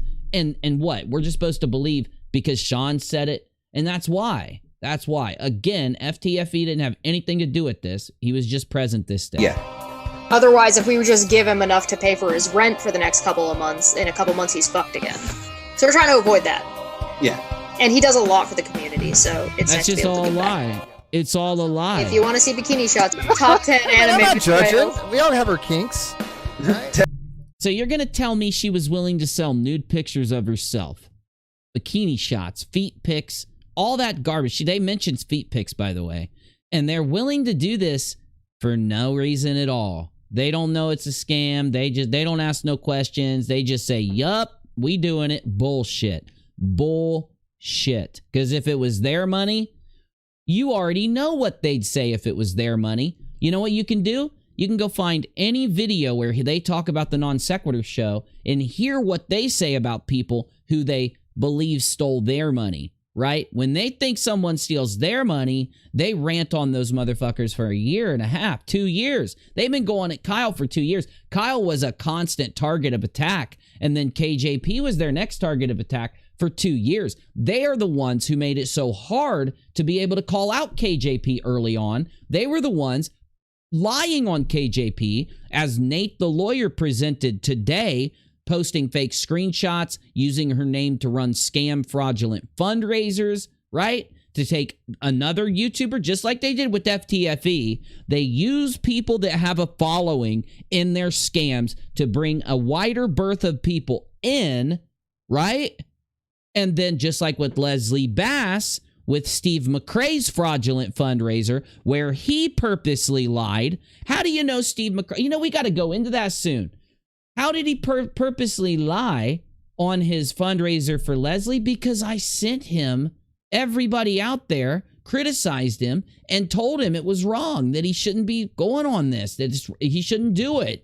And he did it anyway. He's just as prone to running fraudulent, by definition, fundraisers as Rhetoric is. And this group of people, they're not involved, you know. They all share it. They all know every detail of it. They all know every prepared false narrative. Why are they so willing to spit false narratives at you about these fundraisers? Why? Because it is. The real truth is that he had to give $8,000 to a landlord. The real truth isn't that the $10,000 is to fucking get him on his feet and save him. That was only because they read the comments section. That's why they started saying that. Because they read the comments section. Red's Rhetoric read these comments. AT2 argued with these people and went and told Reds what was going on. So they started a narrative that Sean's $10,000 wasn't to pay a landlord.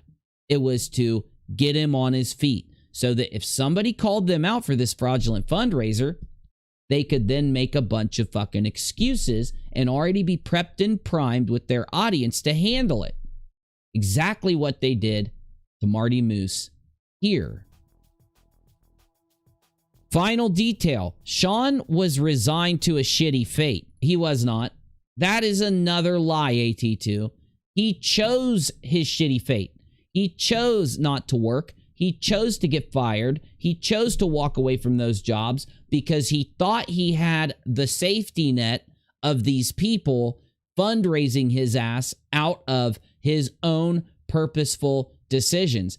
And yes, that's provable because he told people he lost his job due to discrimination. But in another live stream, he elaborated on the truth. He was late to work and the boss got mad at him for it. And Sean went off on the guy and walked out. He didn't even get fucking fired. He walked out after going off for being scolded. And that makes sense if you see his attitude towards flatties. Though, Marty did not take this. Marty wasn't going to back down. Marty wasn't going to just take this garbage from these people. And Marty actually stood up to this, as you see in Marty's. Hold up. Don't want to skip anything. Right here. Now, not only did AT2 jump in, but random empty sock accounts jumped in to jump on Marty, as you see here at the top. Maybe, well, let's do it over here. Maybe you should listen to people. They explained what the money is for and why it is that much. And it's a high estimate. Get the F out. A high estimate? Not when you say you have to pay $7,500 to a landlord. That's not a high estimate, for God's sakes. On top of that, Who are you? Why are you here? Why are you arguing? I wonder, is that Red's Rhetoric? Maybe it's Steve. Maybe it's Chesh. Who do you think it is? Because guess what Ilya just admitted? Ilya just admitted that she created sock accounts and that her sock accounts would donate to her Patreon to try and make it look like to other people when they went and looked at the Patreon that other normal people were donating to her Patreon. Did you know that Sit Down with Debunkers bought subscribers and views? Legit bought subscribers and views because they thought if they buy them and people look at their channel and think, oh, people watch this garbage, that they might start to watch the garbage. Got me? And supposedly they had 3,000 or 5,000 people watching one of their live streams. And that's when people knew factually that these guys were fucked. Because there was just no way that this channel at this size was doing any type of content that was interesting enough or anything enough to be able to pull people in like that. Either way, though, she admitted to it. She also admitted the others that were around them bought subs. In one of the instances, she said, yeah, that was one of the other guys. I don't remember who. Bullshit, Ilya. You just don't want to out him. Dick Dawson and the rest of these fools. Also, do you remember when I proved that Steve McRae bought subs? Because the video is still on my YouTube channel. Why is it that Steve McRae is involved in pushing the narratives, saying that he saw the lease, lying for Sean, lying for Reds, doing everything Reds, AT2, and Sean does, but when, after Sean's busted, I sit here and say they were all involved, people out in the community go, that's wrong to say, Unirock. It's not wrong to say. That's why I didn't just give him a month. It's why I didn't just give him 4 months or 6 months or 8 months. I gave him an entire year of sitting there lying on me. Didn't even challenge it. Just sat here and memed on him for it. So that everyone out there knew that this wasn't an accident. Backing Sean, backing Reds, backing the FRAUDRAISERs. No accident. It was purposeful. So no, I'm sorry. I'm not going to let anyone sit there and say, well, you're not proving it correctly. No, I am, because it's their own words, their own actions. It's literally what they spoke, that they defended this. They were in there. They were at the meetings. So you have to imagine the meetings went something like this. People in the chat are saying things like Marty. By the way, I just showed you many people were saying it, not just Marty. And do you think that you're about to see Sean come in and start fighting also? Sock accounts come in to fight with Marty, and then Sean comes in and fights with Marty. So do you think when they all met up and talked that none of them said anything to Sean and all of them were just like, yeah, what are we having on our lobster roll tonight, right? Leroy says, if you're that dumb, Sean, you can be late for work, Suge 2021. Suge just nailed it. Anyway, after this person, just says, basically, this skeptic, this super intelligent skeptic called HW says, you have to trust every word they say, get the fuck out. Literally read it. He's saying you should listen to them, and they explained it. Okay, so I'm just supposed to trust their words and get the fuck out. That's your skeptical, evidenced debunk. Gotcha. Marty says, don't be a rude asshole. I'm giving advice. Every lease I ever signed had a clause that if your career calls for you to have to relocate to another city or state, you'll have an out clause. Double check your lease. I'd be shocked if that isn't in the small print. Marty, it wasn't in the small print.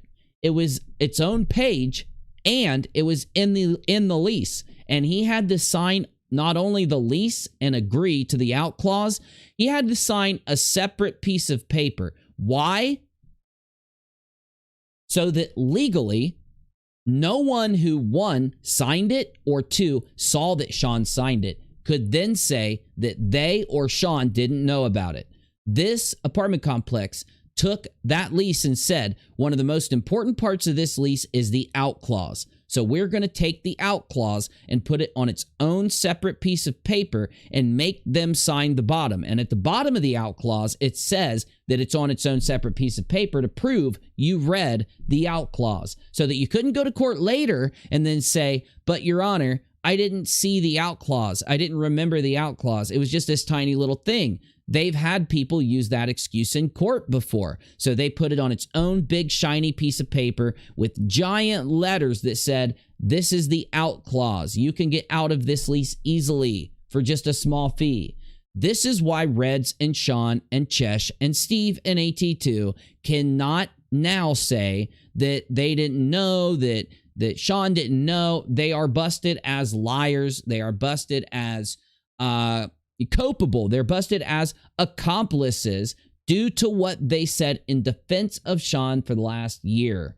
This is just more evidence towards it, as I said. Marty continues with, HW comes back with, random sock account comes back. You're the one implying Sean and the other guys are ripping people off, yet you want people to be nice to you. Ain't not gonna happen. Where did Marty imply that? Guilty much? This is what they do if you criticize them. That's why I believe this is a sock account, because this is what Reds would say. This is what Reds or Steve would say. Who said that Sean ripped anyone off? Are you guys ripping people off? Is that why you're coming back saying this kind of stuff? This is what they do all the time, though, in these situations. So let's keep moving. AT2 responds to Marty. Every lease I've been a part of, yes. I still have copies in my archived records. I don't believe a thing that comes out of AT2's mouth. AT2 is the textbook medical example of a pathological liar. Pathological sociopath liar. He has no emotions. Everything he does is fake. Every word that comes out of his mouth is a lie. Anything he tells you about his past, present, or future, it's a fucking lie. He's just that type of person. I've broken down why many times, but I'm not going to do it again. He doesn't deserve it. He says, now this is where it's super fucking important. This is what's super important about this here, okay? Not only has he already said that he knows exactly what is in Sean's lease because he knows what's not in his lease, okay? He says this, and he said this out loud many times on streams in defense of Sean, DMs, Discord servers, Twitter, other places. They just tend to delete everything, and we only have it in recordings and screenshots. He says, in my archived records, has only had that clause for places experienced with active duty military. He is busted. He's already stated to have read Sean's lease, and now he's lying about what is in that lease. Okay? Straight up, there you go. There you are. It's over. It's done. He's lying on purpose. We know he set up the FRAUDRAISER. We know that Red set up the FRAUDRAISER. We know that Sean was pushed in to do this by AT2 and Reds. And who do you think pushed Ilya into doing her FRAUDRAISER? The same people. These two are on Sit Down with the Bunkers. Yeah, they are on Sit Down with the Bunkers. Reds and AT2. They're part of Sit Down with the Bunkers. I wouldn't doubt if all of them didn't make money from this. I wouldn't doubt it. I wouldn't doubt it. He says, the place I'm at now, for example, waives the early termination fee clause in the event of a PCS, permanent change of station. Is that what PCS stands for?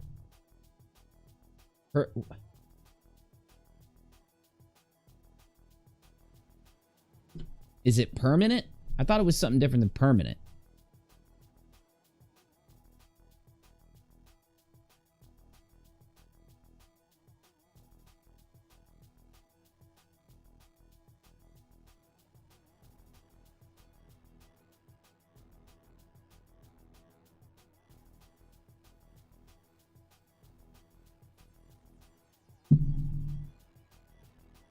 Should the military end its PCS practice? No. Anyway, moved due to military orders. There's a catch. For the management company, the military exemption is effective if you're on military orders to begin with. See how much of a fucking liar he is. There was just an overarching out clause. It did not, this is just not true. It did not say shit that you had to be in the military to use the out clause. You could use the out clause for any reason. Why? Because it's not just the military that has to move for their job, you dingbat. This is how bad of a pathological liar he is. He tailors his lies toward but toward the goal of why he's lying, as you can see represented here. Meaning, if you rent a place there, is he still going on about, this has nothing to do with anything. This is why people are very put off by the way you describe things in the military, because it's unnecessary. You bring it up in such unnecessary places anytime you can. And there's a reason people do that, Pathological Liar 2 Productions. PL2 Productions. Because you're not just a pathological liar. You're a pathological liar multiplied by a pathological liar. Okay? Anyway. By the way, termination fee is the remaining value of the entire lease. He lied again. Another lie. No, the termination fee is 2 months. That's less than $1,500. You're lying. You are lying because you're conning. You are involved. You are involved. You're busted.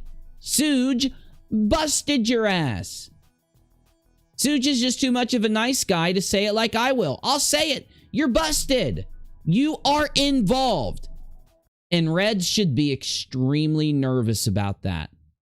Reds should be very nervous about AT2 being busted as being involved in this. Why? Because if AT2 is involved, then Reds is. We already know Reds is. But this is just another reason for you to, if you do believe Reds isn't involved, to get your ass over hanging out with some flat earthers, okay? AT2 is involved. Reds and AT2 are the ones who did and set up and set the amount for this fundraiser. We have that from Sean, and we've got that from AT2. Go watch the interview with Sean, and AT2 said it. I believe it was on his own channel. I played the clip a week or two ago, okay? You can watch it on my show. So, the problem that Reds has is that now we have lots and lots of evidence that don't just allude to the fact that Reds and AT2 are involved. We have a lot of evidence that proves AT2 and Reds are involved. And on top of that, we have absolute proof that Sean gave money to Red's Rhetoric out of the fundraiser. Out of the FRAUDRAISER money, a large sum was given to Red's Rhetoric. You combine these things together, and what I told you a year ago, that these guys operate a kind of weird, strange pyramid scheme in controlling their donators with lies and bullshit and manipulating them with fundraisers, telling them who to donate to. It all starts to come together. Unirock was not lying about these fools this whole time. I was right about it from the very damn beginning. Yeah, boy!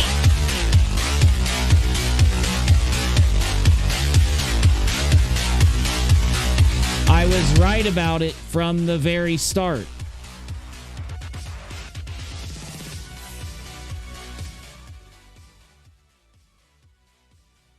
From the start. Again, if you're looking at this from a scientific standard, you are wrong. No, I'm not saying you can't in certain places of this situation look at it with the scientific standard. You can if it relates to what you're looking at.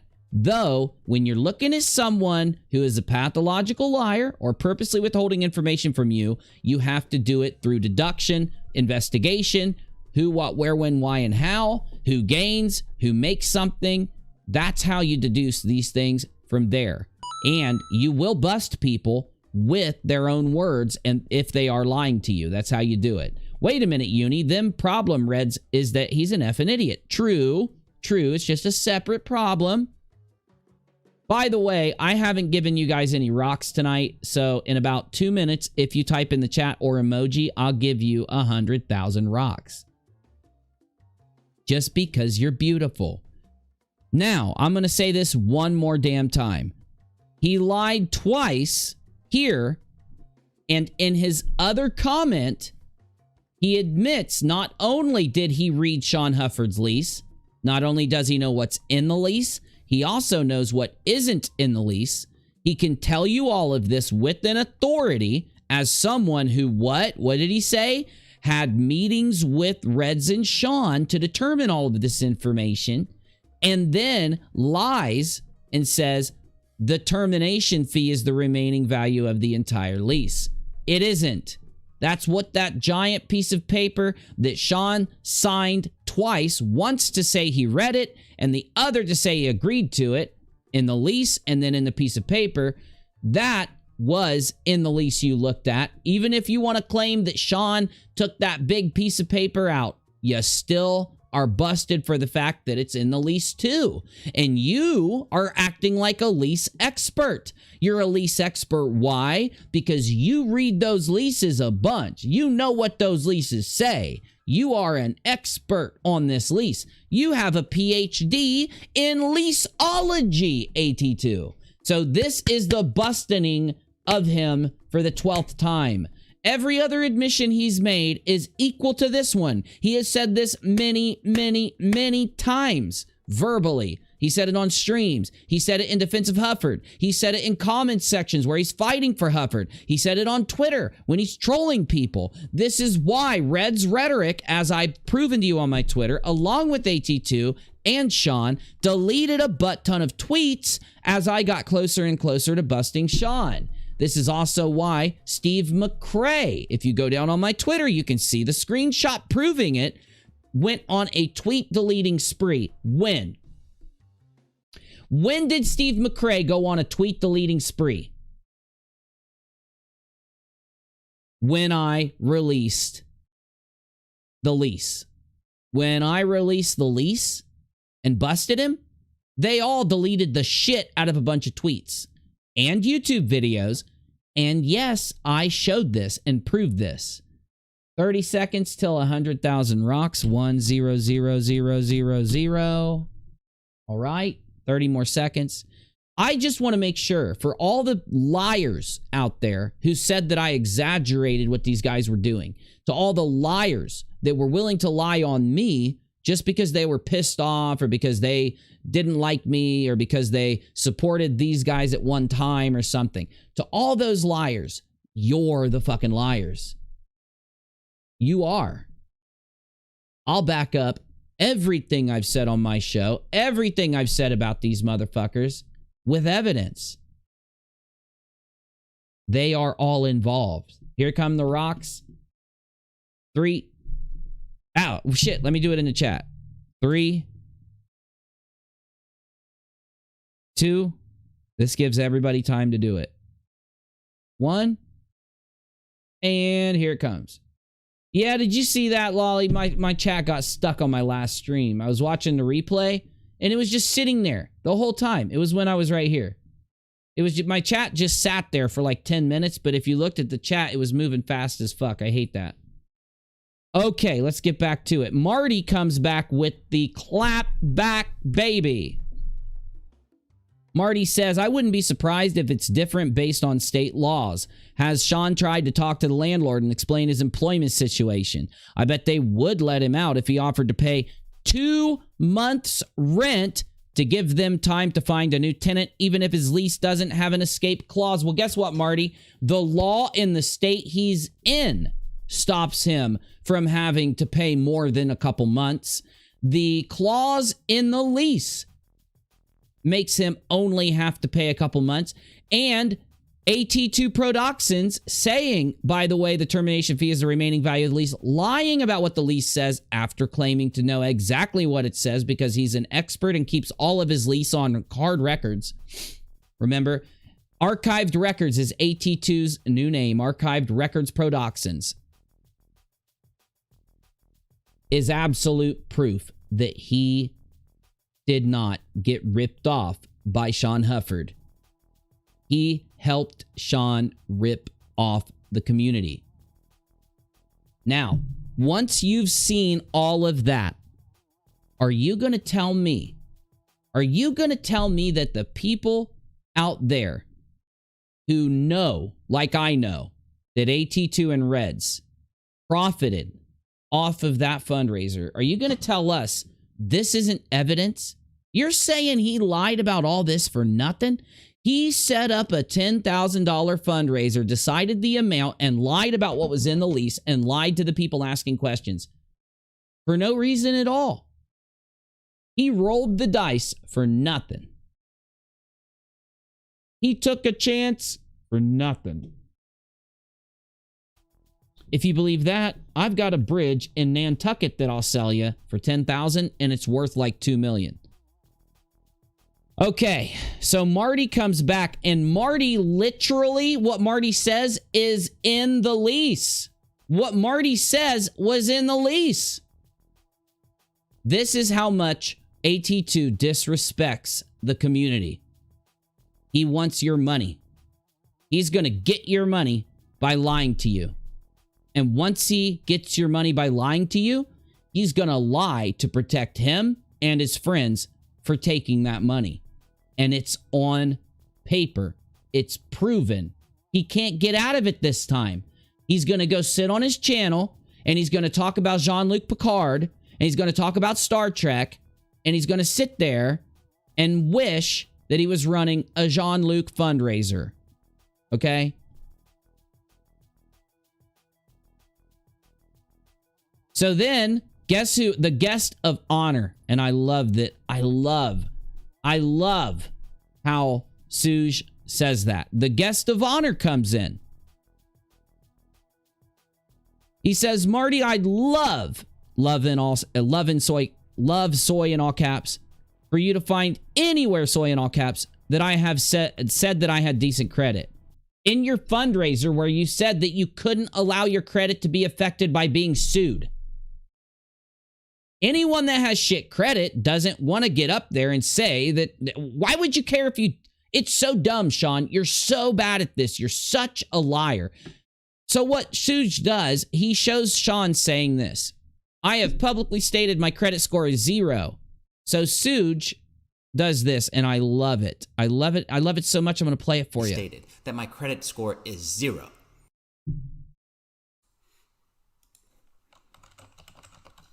What is the lowest credit score? Interesting how that works. Interesting how that works. Good Lord, Sean. Do you research anything? Interesting how that works. If you're this dumb, you can't be late for work. Mark, I would love... If you're this dumb, you can't be late for work. Suge 2021. I love it. It'll go down in history. We need a meme where it is Sean and he's like got a Burger King, soy Burger King outfit photoshopped on him. And in big letters, it just has Suge's, if you're this dumb, you can't be late for work. It's so good. Oh my God, it's so good. Marty comes back. It was my misunderstanding then. You were concerned about a non-payment negatively reflected on your credit. Yeah, Marty, he's lying. This is what he does. This is how bad he is, okay? This is what he does. He tries to... If one of his buddies see him saying something like that, they just walk away from the conversation. They just go, duh, Sean won because he said something with all caps. Yeah, that's how lost in the cult. It's how sheep they are. All right? It was a logical conclusion that you have decent credit to protect. Exactly. That doesn't make me an idiot. No, but that's what a pathological liar does, Marty. Right? They don't have anything to get you with. So he wants to say, oh, I know, I'm going to get Marty for saying I have decent credit. He lied when he said I had decent credit because I don't. And I'm going to call him out as a liar. Yeah, that's how his head thinks. That is how bad they are at arguing and deduction and critical thinking and debate. All right? Because he wants to make you look like a liar. It's the tactic they use any time, right? On points that have nothing to do with the bigger, greater picture. But if they think they can get you on something like that, now what do? They play the Kyle Curtis game. They'll bring up something that you lied about from a year and a half ago. Even when Kyle's case, he admits to it and apologized for it, and they still harp on him 2 years later about it. But because he lied then, they win everything they say about Kyle, right? Because they suck this bad at actual argumentation. Someone suggested that I'm accusing you of a scam, and that is an idiotic conclusion. I've never said such a thing. I offered ideas to relocate for less than 10K. If you can't figure out a way to move for less than 10K on your own, you should perhaps be open on ideas how to do it for less. Maybe the ideas won't help, but does it hurt to consider them? Marty, I know why you didn't directly accuse them of scamming, but you would have been more within your right to do so at this point. Nobody talks like this, lies about the things they've lied about, and attacks you for the things they're trying to attack you for unless they're protecting a lie. In a group setting, working together. But there's a problem for Reds, AT2 and Sean, because they want to still act like Sean did it all, and AT2 and Reds are victims, and so is Chesh and Steve. The problem is, if you're in a group defending somebody, then when it comes out that person stole money, that literally means you helped that person steal the money. And they believe this too. They tried to say that Kyle's fundraiser is fraudulent. Therefore, I helped Kyle with the fraudulent fundraiser because I shared Kyle's fundraiser. Now, the difference between Kyle's fundraiser and Sean's is he paid the lawyer. So yeah, we all have our feelings about that fundraiser, but since he paid that lawyer, I'm sorry to say it, he did do what he said he was going to do with that money. Am I mad at him for it? Oh, fuck yeah. Is he going to just skirt free from the whole situation? No. He's going to be looked at as negatively, as a scumbag, as whatever he deserves to be looked at in when I do the final take on this whole thing, because he has done fucked up things. But you have to let him do the fucked up things. These guys act like they're the heroes of the world, right? It's their job to sit here and tell you, Unirock is the worst guy ever, you can't listen to him. But if you would have listened to me, they wouldn't have stolen $100,000 from all of you, right? I mean, you got to at some point ask yourself why these things are happening. Most people, you're going to be able to find a direct and logical conclusion and reason why they're doing what they're doing. And if you ever would have come to me in the last year and asked me, I didn't bring this subject up a lot in the last year, up until the Bull fundraiser, of course. But if you would have come to me and asked me, I could have hit you with a million pieces of evidence that all show what I'm showing you now. This shit did not pop up in the last week.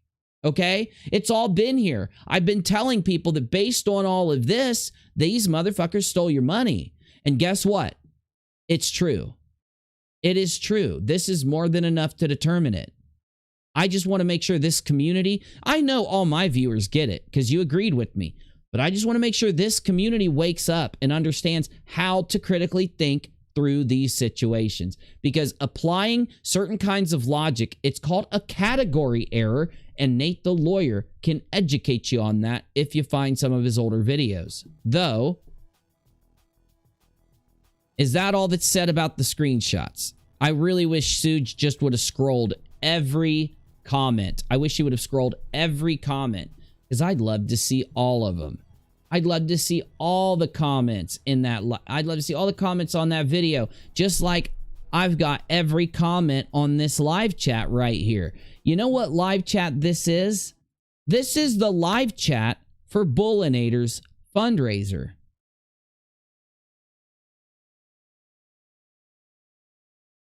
Let's look for the name Moon. Damn, I wonder. Wait a minute. Where did all the super chats go for Bullinator's fundraiser, Reds? Do you want to know how much you got, Reds? You know what? I'll let you go click on your video to find out. But Reds, we want to know where all the super chats went. Did the family get Bullinator super chats? These were for Bullinator. Does anybody know if Red's Rhetoric added the super chats into his accounting? Well, I know a few people that could tell me. You see, the thing about Bullinator's fundraiser, people will not admit to themselves that it could be fraudulent. Why? Because they think it says something bad about Bull if you criticize this fundraiser. It doesn't say anything bad about him if you criticize this fundraiser. It helps him. He would want you to. If you could ask him when he was alive, a question. Give this to me. Give me this. Bullinator, if you would have said to him, Bull, if you die and somebody collects money to give your family after your death and they raise a bunch of money for you, you would want me to make sure your family got that money if those people wouldn't prove it, right? Bull would say yes. He wouldn't tell you, nah, don't worry about it. Just let the money that was raised for my family be stolen by a bunch of skeezing scumbags, right? Now, here's someone saying, hey, Moon. You know what that means? That means Moon said something. Oh, wait a minute. You see this? Ilya Moon knows vegan atheist. Ilya Moon knows vegan atheist. You know what they say? You know that old saying? You are the company you keep. I wonder if that applies. Oh, Glober Mom is saying hi to Moon. Glober Mom is saying hi to Moon. Hey, here she says, oh, really? Well, let's see. She also said that GoFundMe held the money.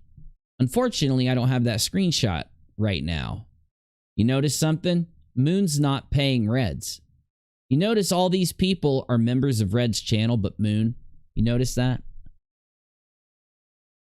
Oh, look at the hearts. Hey guys, I lied to you about having cancer and stole your money, but here's some hearts.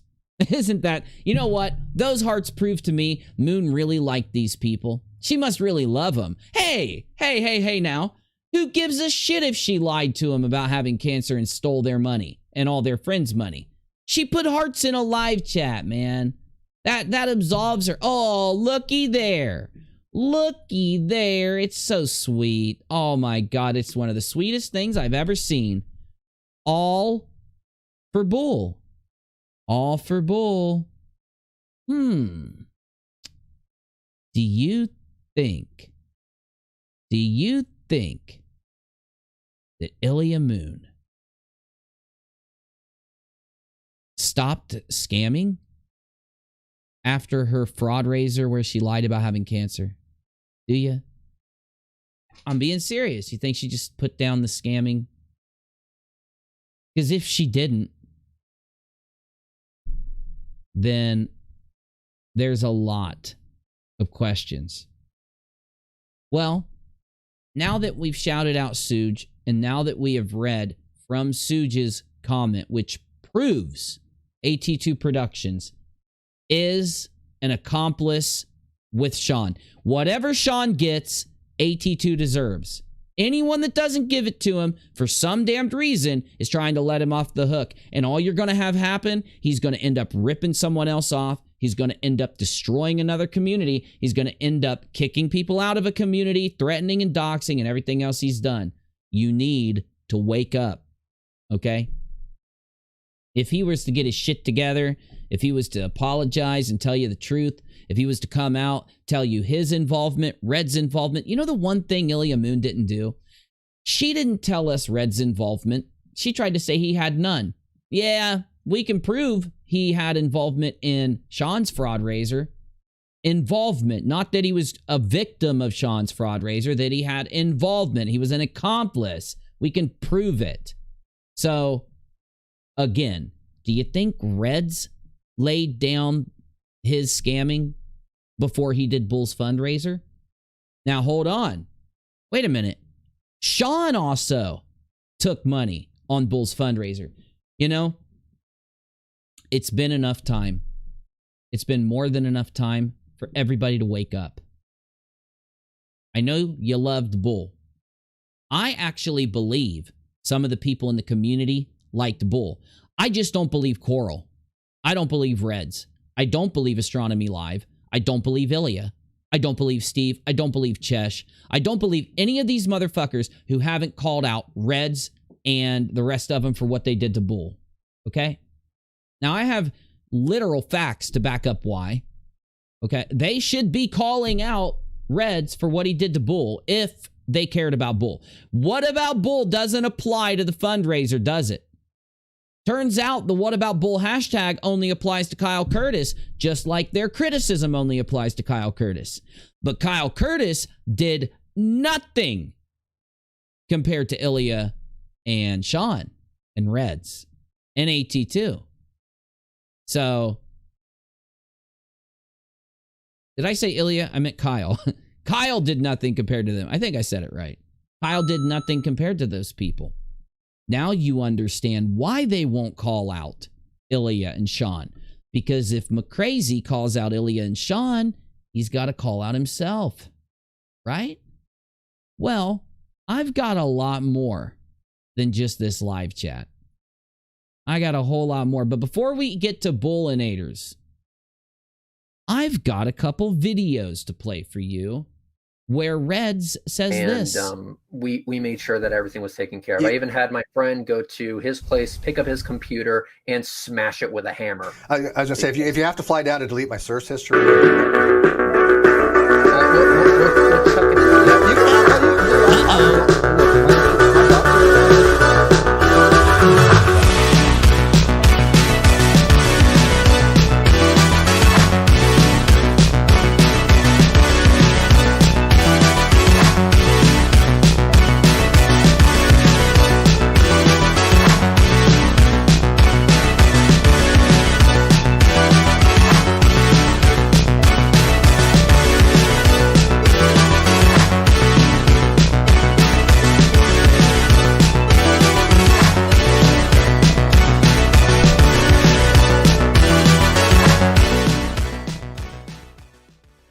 All right, everything looks good from my side.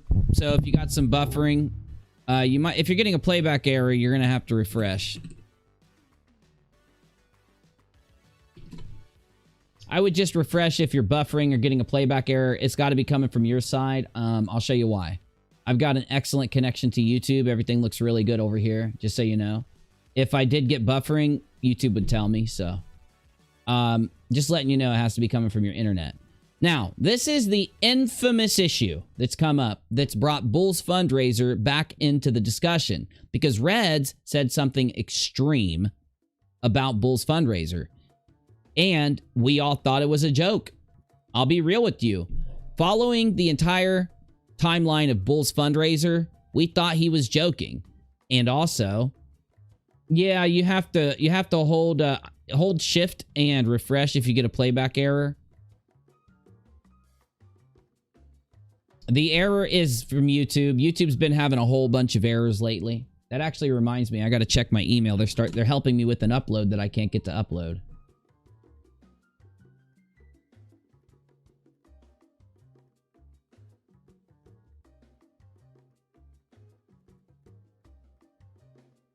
Yep, nothing yet. Nothing yet. YouTube's been pretty bogged down. Well, it's still buffering. Oh, I'm getting a playback error now. Look. Let me try to fix it.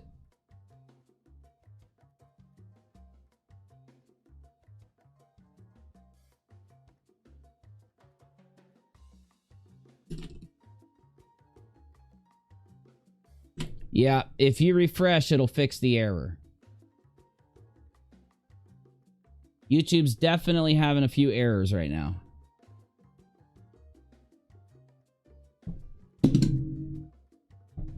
Yeah, YouTube's having some issues. I'd just give it a second, y'all.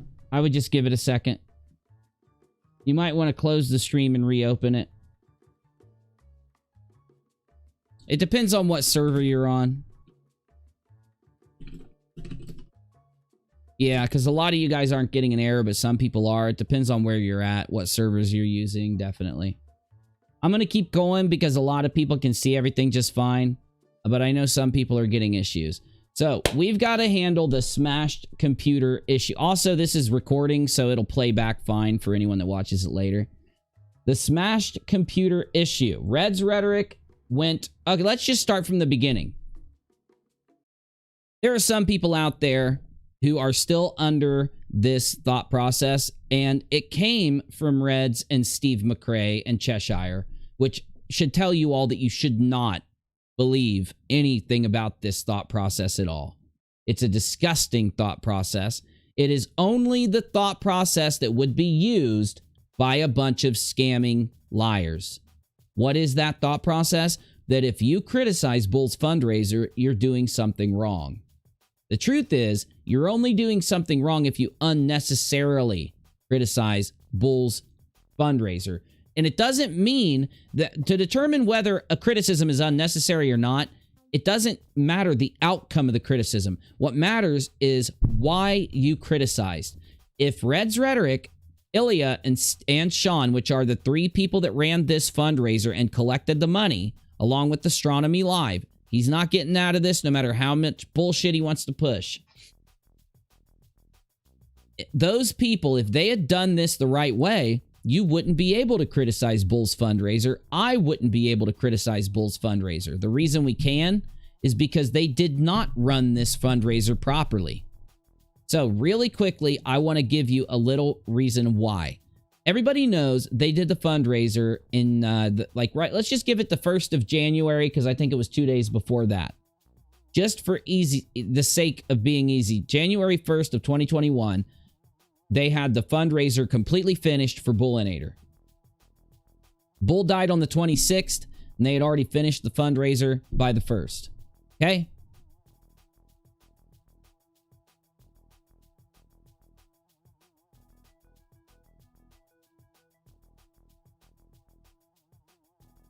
Yeah, there's nothing I can do. It's giving me a little bit of an issue, too, on my playback. It's just YouTube, y'all.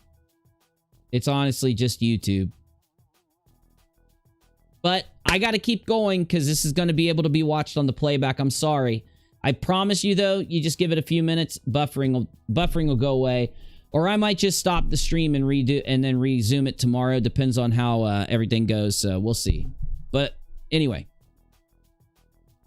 So, what are the things that they have done wrong involving this fundraiser? Okay, what are some of the things they did wrong? Well, I'll give you everything right now, or I'll give you a lot of it right now, because I might miss a few things since it's live. So, first off, Red's Rhetoric did the fundraiser before talking to the family. You're going to say that's not true. Red said he talked to the family first. No, he changed his story to the fact that he talked to the family first. I've proven this on my Twitter many times. He did this because I criticized him, saying that during a funeral, you have no idea whether a family has death benefits, whether they have insurance, whether they have a, the payout you get when people die, medical insurance shit, death insurance shit, whatever it's called, right? And I'm getting the error again too, and it's pissing me off.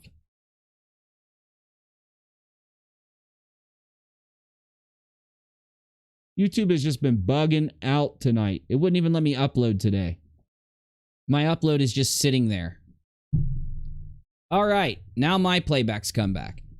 So, Red's Rhetoric did not talk to the family first, and he will not come out and tell the truth about this. What he did is rushed the fundraiser as quick as he could, and very early on stated that he smashed Bull's computer. He said this early on, right? Now, that is extreme, because the way he presented him smashing the computer is him sending somebody to get it so that people cannot see what is on the hard drive. That's why it was smashed. Okay? Let me play the first clip. Again, there's no reason to smash this computer days later. There's no reason to smash this computer before or after the police get there. Or, like, who's going to take the computer and look at what's on the hard drive? Just maybe the police are going to grab it and look at it. The only people that he would even care about looking at the computer were the cops. And this is what he said. We're taking care of that, most especially that we all, not just me, everyone got right to work to make sure that his finances were taken care of. So this is him admitting he took even more money for Bull in the background. Remember? He's saying it here. He's saying that, and I'm buffering now. So yeah, we might have to end it. He's saying that people went into the background to get to work to make sure his finances were taken care of.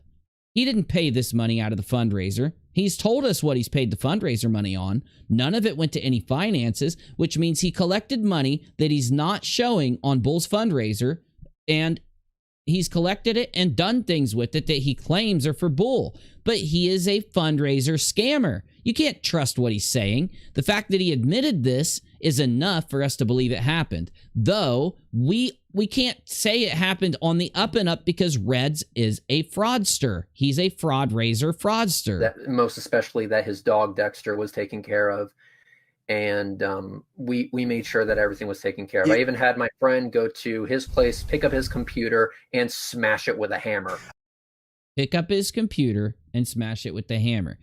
So his friend picked up the computer and then smashed it with the hammer. Now, some people will say, well, what if Reds did this a few days later?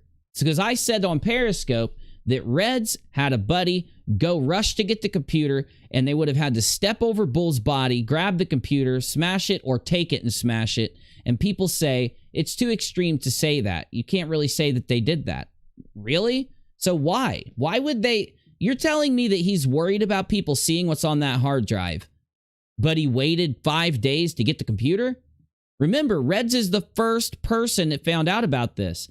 He knew the landlord. He admitted the landlord called him right away, and that Reds immediately sent someone. He sent someone there right over to do this. So yes, if you want to hold the opinion that he could have smashed the hard drive or taken the hard drive days later, fine. I don't see how anyone could think that. The whole reason for even, like, you're either going to do it or you're not going to do it. Well, if the cops have already been there, the ambulance has already been there, whoever's entering this place, like, it's a fucking apartment complex. The door is only locked until whoever's picking the shit up gets there to take it. It's safe. He doesn't have to have anybody rush to get it after the cops are there, after the ambulance is there. You can't tell me that Reds waited until the police had done everything they had to do to smash this computer. It takes the need away for him to do it. It takes the need away for the story. Now, do I believe they stepped over Bull's body, smashed the computer? Fuck no. I believe it's a lie. I believe he's lying. So what he's doing is saying, because we smashed the computer, it's gone. So nobody then thinks that Reds is using it. So why do I believe that Reds stole Bull's computer? And yes, stole. Because I think Reds, one, didn't tell the family how much it was worth and get proper permission for what they did to it. Because the family, if they knew how much it costed, would not allow him to smash it. So he obviously didn't tell the truth to them about the value of it or anything else, right? Yeah, no, the video's hanging up. I got to make a decision. YouTube is hanging up, just not for everyone. I have to decide to shut down and pick up later or keep going. I'm going to go until I see major problems here. It'll only affect our viewer count, and I don't give a shit about that. So anyway, back to what I was saying though. If you're going to make an argument that Reds lied about this and that's why he didn't step over Bull's body and steal the computer, fine. I'm with you. Though, if you're going to believe Red's story, there is no need to go grab the computer and rush to get the computer at all once everyone's been there. Because the computer and all of his belongings are going to sit there locked by the landlord, and the landlord obviously is there or else he wouldn't have found Bull like the next day and everything. So you know that everything's cool for you to pick up the computer whenever you want. This story from Reds is just so he can create an opportunity to steal Bull's computer. Because if it's not smashed and he tells people that he took it, people are going to say, why didn't you just give it to another member of the family, dude? Why didn't you do something else with it? And it's a great point. Why didn't he? Why didn't he give it to one of Bull's family members who's a child, right? Give it to a child in Bull's family that wants to learn about this shit, wants to do something, with the computer in the future and learn about it. Though, In my opinion, why do I think, what is the clincher for why Reds did this? Well, it just so happens that the next stream he did, I think 2 or 3 weeks later, after the fundraiser, he had a new computer. And in the beginning of the stream, it's a deleted stream, but and we have it, but at the beginning of the stream, and I'll put it in a video, Red says, "Sorry guys, my audio's off because I got new equipment." So again, this isn't just some blind accusation made towards Reds. We know he's a pathological liar. We know that that computer disappeared and he tried to never bring it up again. He never factored it into the fundraiser, he was supposed to, according to the fundraiser, ship it to the family, right? People that were donating thought he was going to ship it to the family and they were paying for it.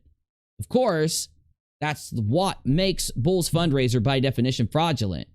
At the base level, you could list everything wrong that Reds and Sean and Ilya did, and you'd be valid. But at the base level, you're still going to have people say, did the family get paid? Well, then it's not fraudulent. So how are you saying it's fraudulent? Well, here you go. Reds took the money with a lie.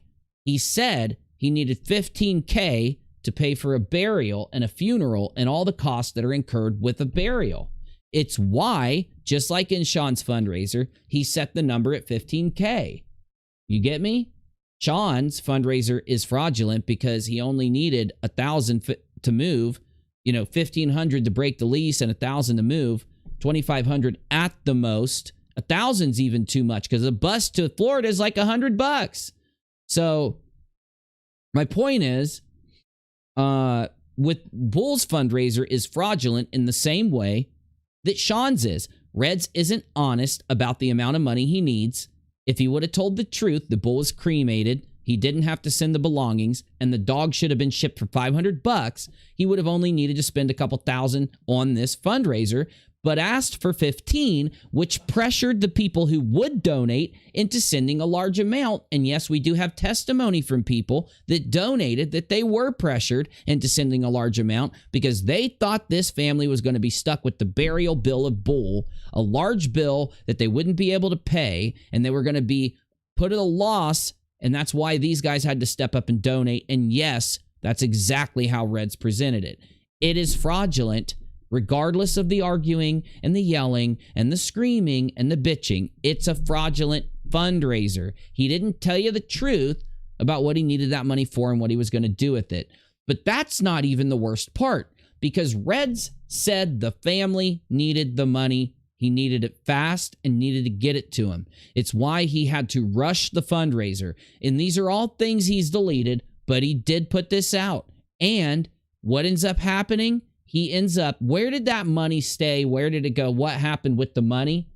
It sat in Red's bank account until he paid Astronomy Live way more money than he should have ever had to pay him. So if some of those receipts and other things are fake, that's how Reds kept some money there and paid Vegan Atheist, who also may have done what Red said or may not have done what Red said.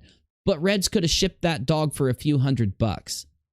He didn't have to pay her. And even if he was going to pay her to drive across the country, he should have paid out of his pocket any more money than what it would have taken to ship the dog from Florida to Arizona. These are provable and real reasons why Bools fundraiser was mishandled and fraudulent. And I could list 20 more. I could list more reasons, just more and more reasons why it's fraudulent. Though, the main reasons are there, and the main points are there. Why didn't this family get the money and then pay whoever they wanted to pay so that it would not be a fraudulent fundraiser, so that we knew that the right thing was happening? When families lose somebody, they're not considering all these pressures that are put on them by Red's Rhetoric and their friends. They don't want to consider those pressures. They just want to make it go away. They just want this to be over with. They wish it never happened. So doing a fundraiser the way Reds did was a manipulative and fucked up thing to do to a family that was grieving the way they were. I hate to have to be the one to say this, but it's just the truth. I'm the one that has to say it. And to go a step further, I've even got the other clip where Red says this, and I want to play it before I forget. So, I swear I just saved it. 1 second. And if not, I'll grab it from Discord.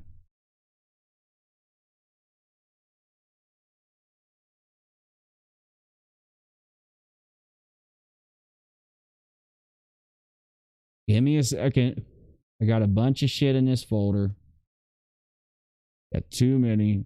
So there's Red's smashing Bull's computer. Got it. Here, fuck it. Let me... Oh, no, I know how I can pull it up. I can pull it from my download folder because I just downloaded the damn thing right before this. Downloads and show in folder. Nope, wasn't that one. Show that in folder. Again, I modified the recording because I didn't want some information to get out there. Go. I'm grateful that... Fuck, it's not that one. Hold up. It is this one. Oh, I do have it pulled up. It's from the Boomer. It's from the Boomy Boomer. Anybody got a timestamp for where he says this from the Boomy Boomer stream? Has this got a timestamp built into it?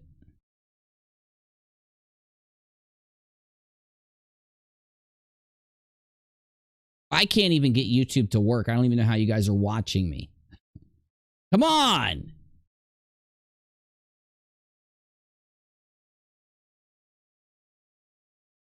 Isn't that funny? The bombshell response to the fraudulent fundraiser. A bunch of lies and bullshit to be able to be like Bull. If this is how you be like Bull, I'm not going to give that to you. You should take that off there. I want to believe Bull is much better than this.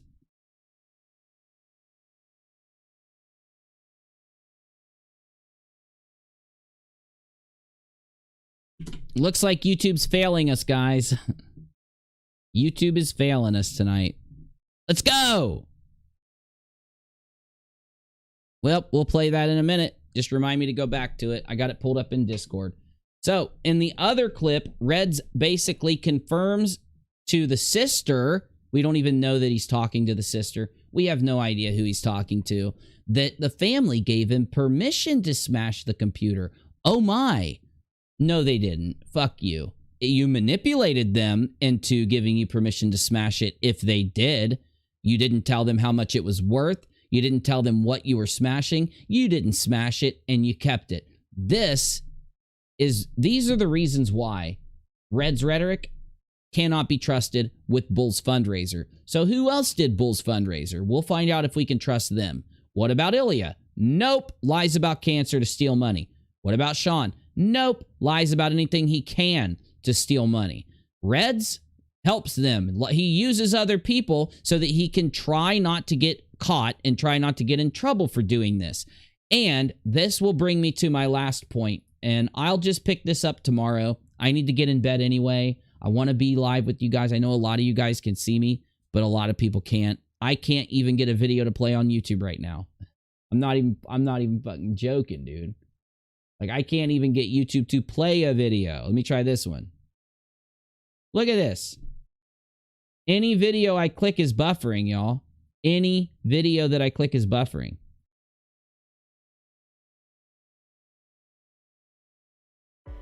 So normally Hey. I would be afraid to show this because like. Well, I'm playing this one, but it says it's in HD, but look at it. It's not. But this girl was. It's not. Well, there we go. Now we're getting some HD. Hey guys, so today's video is Hey! Is YouTube actually working now?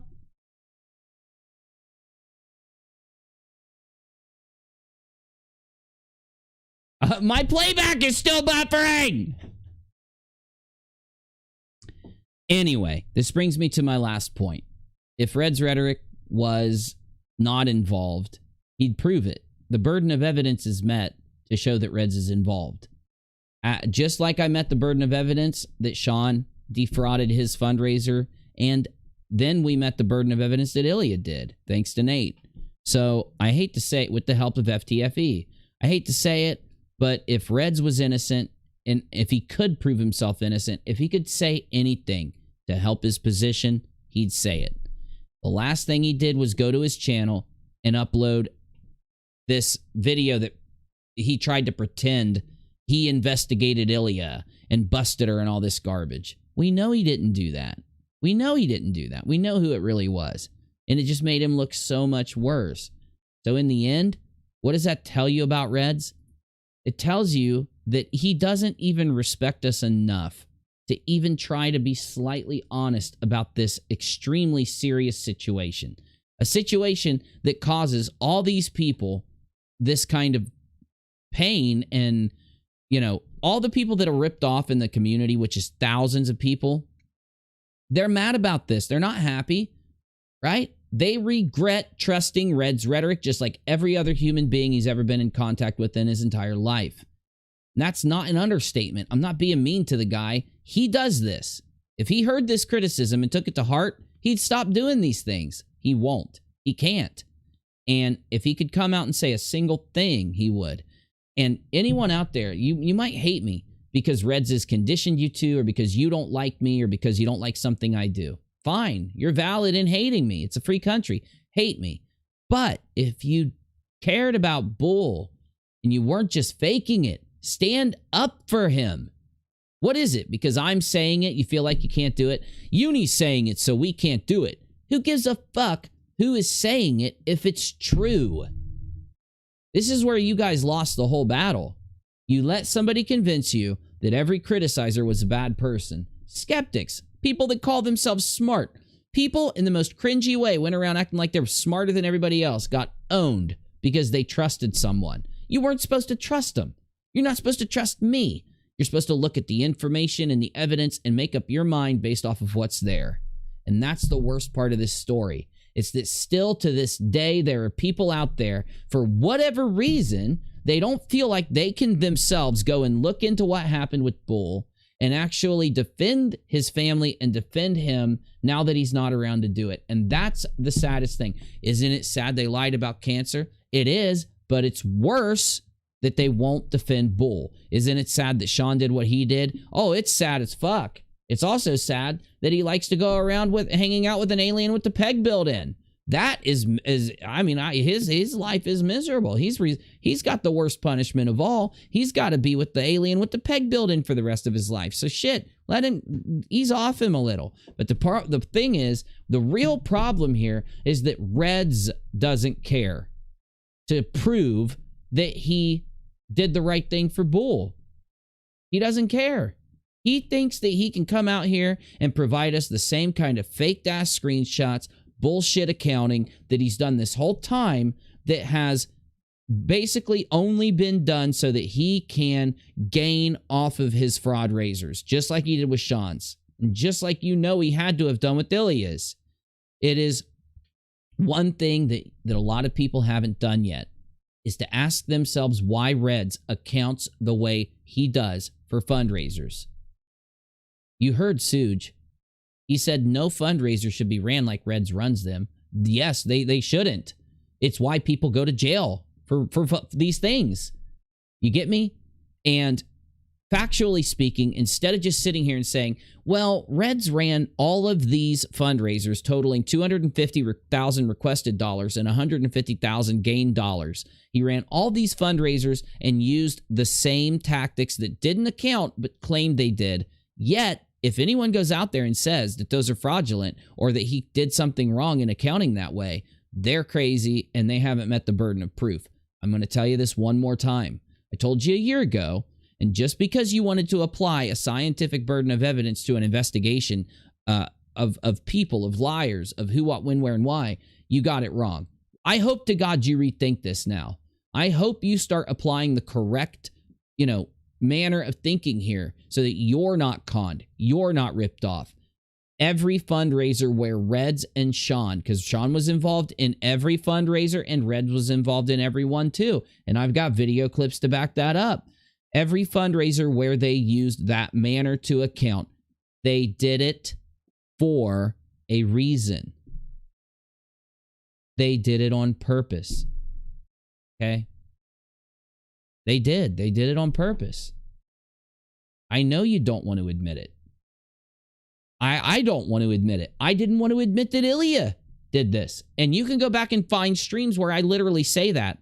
When people brought up Ilya's fundraiser, I said, dude, it was a cancer fundraiser. Jesus Christ, who wants to touch that? Right? But now you see why we have to. I hate to say this. I was not that close to Bull. It's not my job to fight for him. I will if I have to.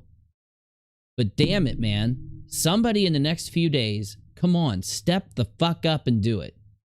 Step up. Do something for this guy. Okay? The last thing I want to have to do is upload a video on my channel breaking down the Bull fundraiser. Can't anybody get up there and actually do something about it? Come on, man. So there's something else you need to see. Do you remember when, before I get offline, do you remember when Reds and Sean, do you remember when Reds, Steve McRae? Oh, Steve, you're so busted. Astronomy Live, Steve, Reds, Cheshire, you're so busted. You are so fucking busted. So, here are reasons why. Damn it. I thought I typed, is it in crowdsourced criminals? Because I typed at the bottom of one of these rooms. Oh, I got it right here. So, for those of you that don't know, back at a certain point, Steve and all of them were trying to show all of us that they had busted old Kyle. Okay? And they did it by having a live stream where they showed you Zell's subpoena. Okay? Steve McRae showed you his subpoena to Zell. Well, unless Steve McRae wants to be known as faking these subpoenas, he needs to come out and prove that these subpoenas were real. Because we can prove he faked that Astronomy Live, Steve, Reds, Chesh, all faked the Zell subpoenas in the Non Sequitur suit. They have data in the wrong columns, right? Payment profile ID and the payment ID, they accidentally put it in the wrong columns when they were making their fake Zell subpoena, according to a Dono Bro. Here are other reasons. There is so much wrong with the Zell shit they showed that we were debunking it as they showed it. We found more and confirmed later it was totally bogus, and likely they used Ben's Zell info to recreate their Frankenstein monster of a subpoena. And then to top it off, their own documents that they showed said that Zell could not supply the data because the subpoena was incorrectly submitted because of an invalid information supplied. And they had to resubmit it, fixing the stream. They had to resubmit fixing it. They did resubmit and supposedly got it just in time to submit it to the court. So the stream had to be fake. Now, this is, of course, a deleted stream from Red's Rhetoric's channel.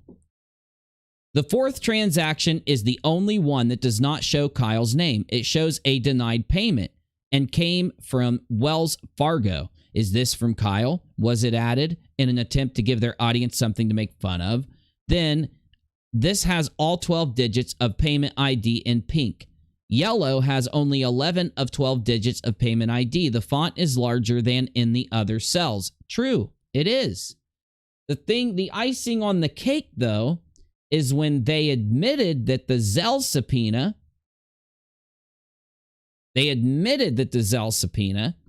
was not permitted, was not accepted by Zell and had to be resubmitted after their stream. How in the world can the Zell subpoena have to be resubmitted because Zell didn't give them any data when they went on a stream and showed the Zell subpoena? Going over the Zell subpoena, the following document was represented as having come from Zell in their response to the subpoena. Document titled Zelle Transaction Information Payments Received Subpoena Number 19 CVS 8163. Time-stamped 1509 to 1551. Quote, Kyle did try to issue a privacy concern for me showing some things in the last 3 videos. I'm going to leave this video up, and if I do run into problems with privacy complaints, I'll re-upload it someplace else. So basically, you have it no matter what Kyle does. Documents gained through the court are being posted in a way to profit off of humiliating the defendant. These are the things that Kyle Curtis need to give to the judge. And I know some people where if Kyle isn't going to do it, they're just going to go ahead and send it into the judge. So Steve, make sure you talk to the judge for us and get this worked out, okay? Because we're going to try to get it sent in for you. Now, why is this so important? Because it shows you that not only does Red's Rhetoric fake things and Ilya Moon fake things to try to convince people their fundraisers are good, but they've been doing this kind of shit going back years on the platform. And now, do you really want to trust this from Red's Rhetoric stream? Monies claimed to have been received by Reds. See the notes at the bottom. Here we see Ilya Moon confirmed because of the moderator wrench, stated that GoFundMe had not yet released funds due to compliance. And since she has resolved that, she will get the money sent within 25 days. Thus, Reds could not have received these funds from Ilya since it represents the whole of the GoFundMe, less fees charged by PayPal. Ilya says, yeah, FundMe is a pain. It resolved, and once it released, it'll go to Reds. The GoFundMe hiccup is resolved. It'll be released within the next 25 days to me, and then we'll go to Reds. So why did Reds show this? Money's reportedly transferred from Ilya Moon, who ran the GoFundMe fundraiser. They show all of it right here. They just block out the name from Ilya Moon, or I'm sorry, from the donator. Hold on. I'm clicking the wrong shit, damn it. Here we go. So these are from Ilya Moon. On Reds' stream, he had to delete the stream because this didn't come from Ilya, that didn't come from Ilya, and that didn't come from Ilya. Why? Because when Reds was showing this, oh my God, and look, it totals to the exact amount that the GoFundMe for Bull was. So we have Reds in Bull's fundraiser on a stream showing these, right? While Ilya is saying, no, GoFundMe hadn't even paid us yet. Are these fake? Or is she lying? It doesn't matter. Doesn't matter. It doesn't matter. These are supposed to be the receipts to Bull's fundraiser. If that's not enough to prove to you that Bull's fundraiser is fraudulent until proven not fraudulent, you're crazy. They are caught lying. One of them is lying. Either those are fake receipts or Ilya is lying about GoFundMe holding the money. I have a theory. Oh, you know I got a theory. And I got to go offline because YouTube isn't loading again. But I have a theory, and it's doing this for the whole site. I'm going to go watch Netflix. I have a theory why Reds would do this. Reds did this because he planned on keeping Bull's fundraiser money and not giving it to the family, in my opinion, or at least a big chunk of it. And once he found out that he was getting criticized, he made a payment to the family as quick as he could. And then it took him 2 more months to save up enough money to pay the family the rest of the money. So what did he do?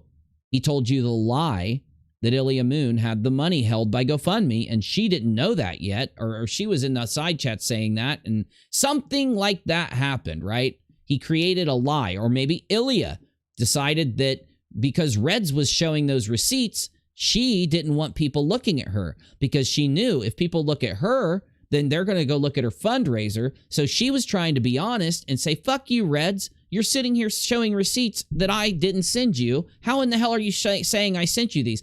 Why would Ilya not call out Reds? Why do people let him get away with this? Because they also are complicit. Moon was complicit, and she let Reds sit up there and lie. Okay? She didn't call him out. She didn't get mad. She didn't blow up. But she blows up at Kyle. She blows up at Exiled. She blows up at Fiona. She blows up at everyone else. She blows up at Unirock all the time, right? My last point is that I just hope somebody really did, in their mind, care about Bull. And in their mind, they were saying, what about Bull? I hope right now one of you truly means what about Bull? And you will download Reds' stream, his excuse document, and what he said on Twitter, and you'll look at it. Because if you look at it, you're going to want to make a video calling him out. Because Bull's fundraiser is riddled with lies. They, 2 months after a month and a half after the fundraiser, said that Sean gave $1,800. The next day, he gave $2,800. Then, Ilya Moon had half the money held, so she had to lend Reds $500. Why did she lend you $500 if she just had to run a GoFundMe for cancer money? She should be broke. Or else she could have paid her cancer fees. Why'd she have to have us pay the cancer fee if she's got money to lend to Reds? Well, then she didn't lend me. Reds, that's why. Reds just changes everything. He cannot be trusted. Anyway, thank you for watching. Sorry about the buffering from YouTube. I'm buffering right now, and I can tell that everybody's leaving because of the buffering issue. And I'm going to leave too, because I don't even know if this motherfucker's going to be saved for the playback with the buffering like this. Also, YouTube, I uploaded a video to Unirock too, and it won't post. It won't post simply because of YouTube giving me an error when I try to set it from unlisted to public. I texted YouTube, talked to them in the little chat thingy. They told me it'll take 24 hours and they'll let me know. It does seem like YouTube is having some problems. Anyway, if you guys can't hear me, I'm sorry. I love you. I'll see you later. I'm Audi 5000G. Peace.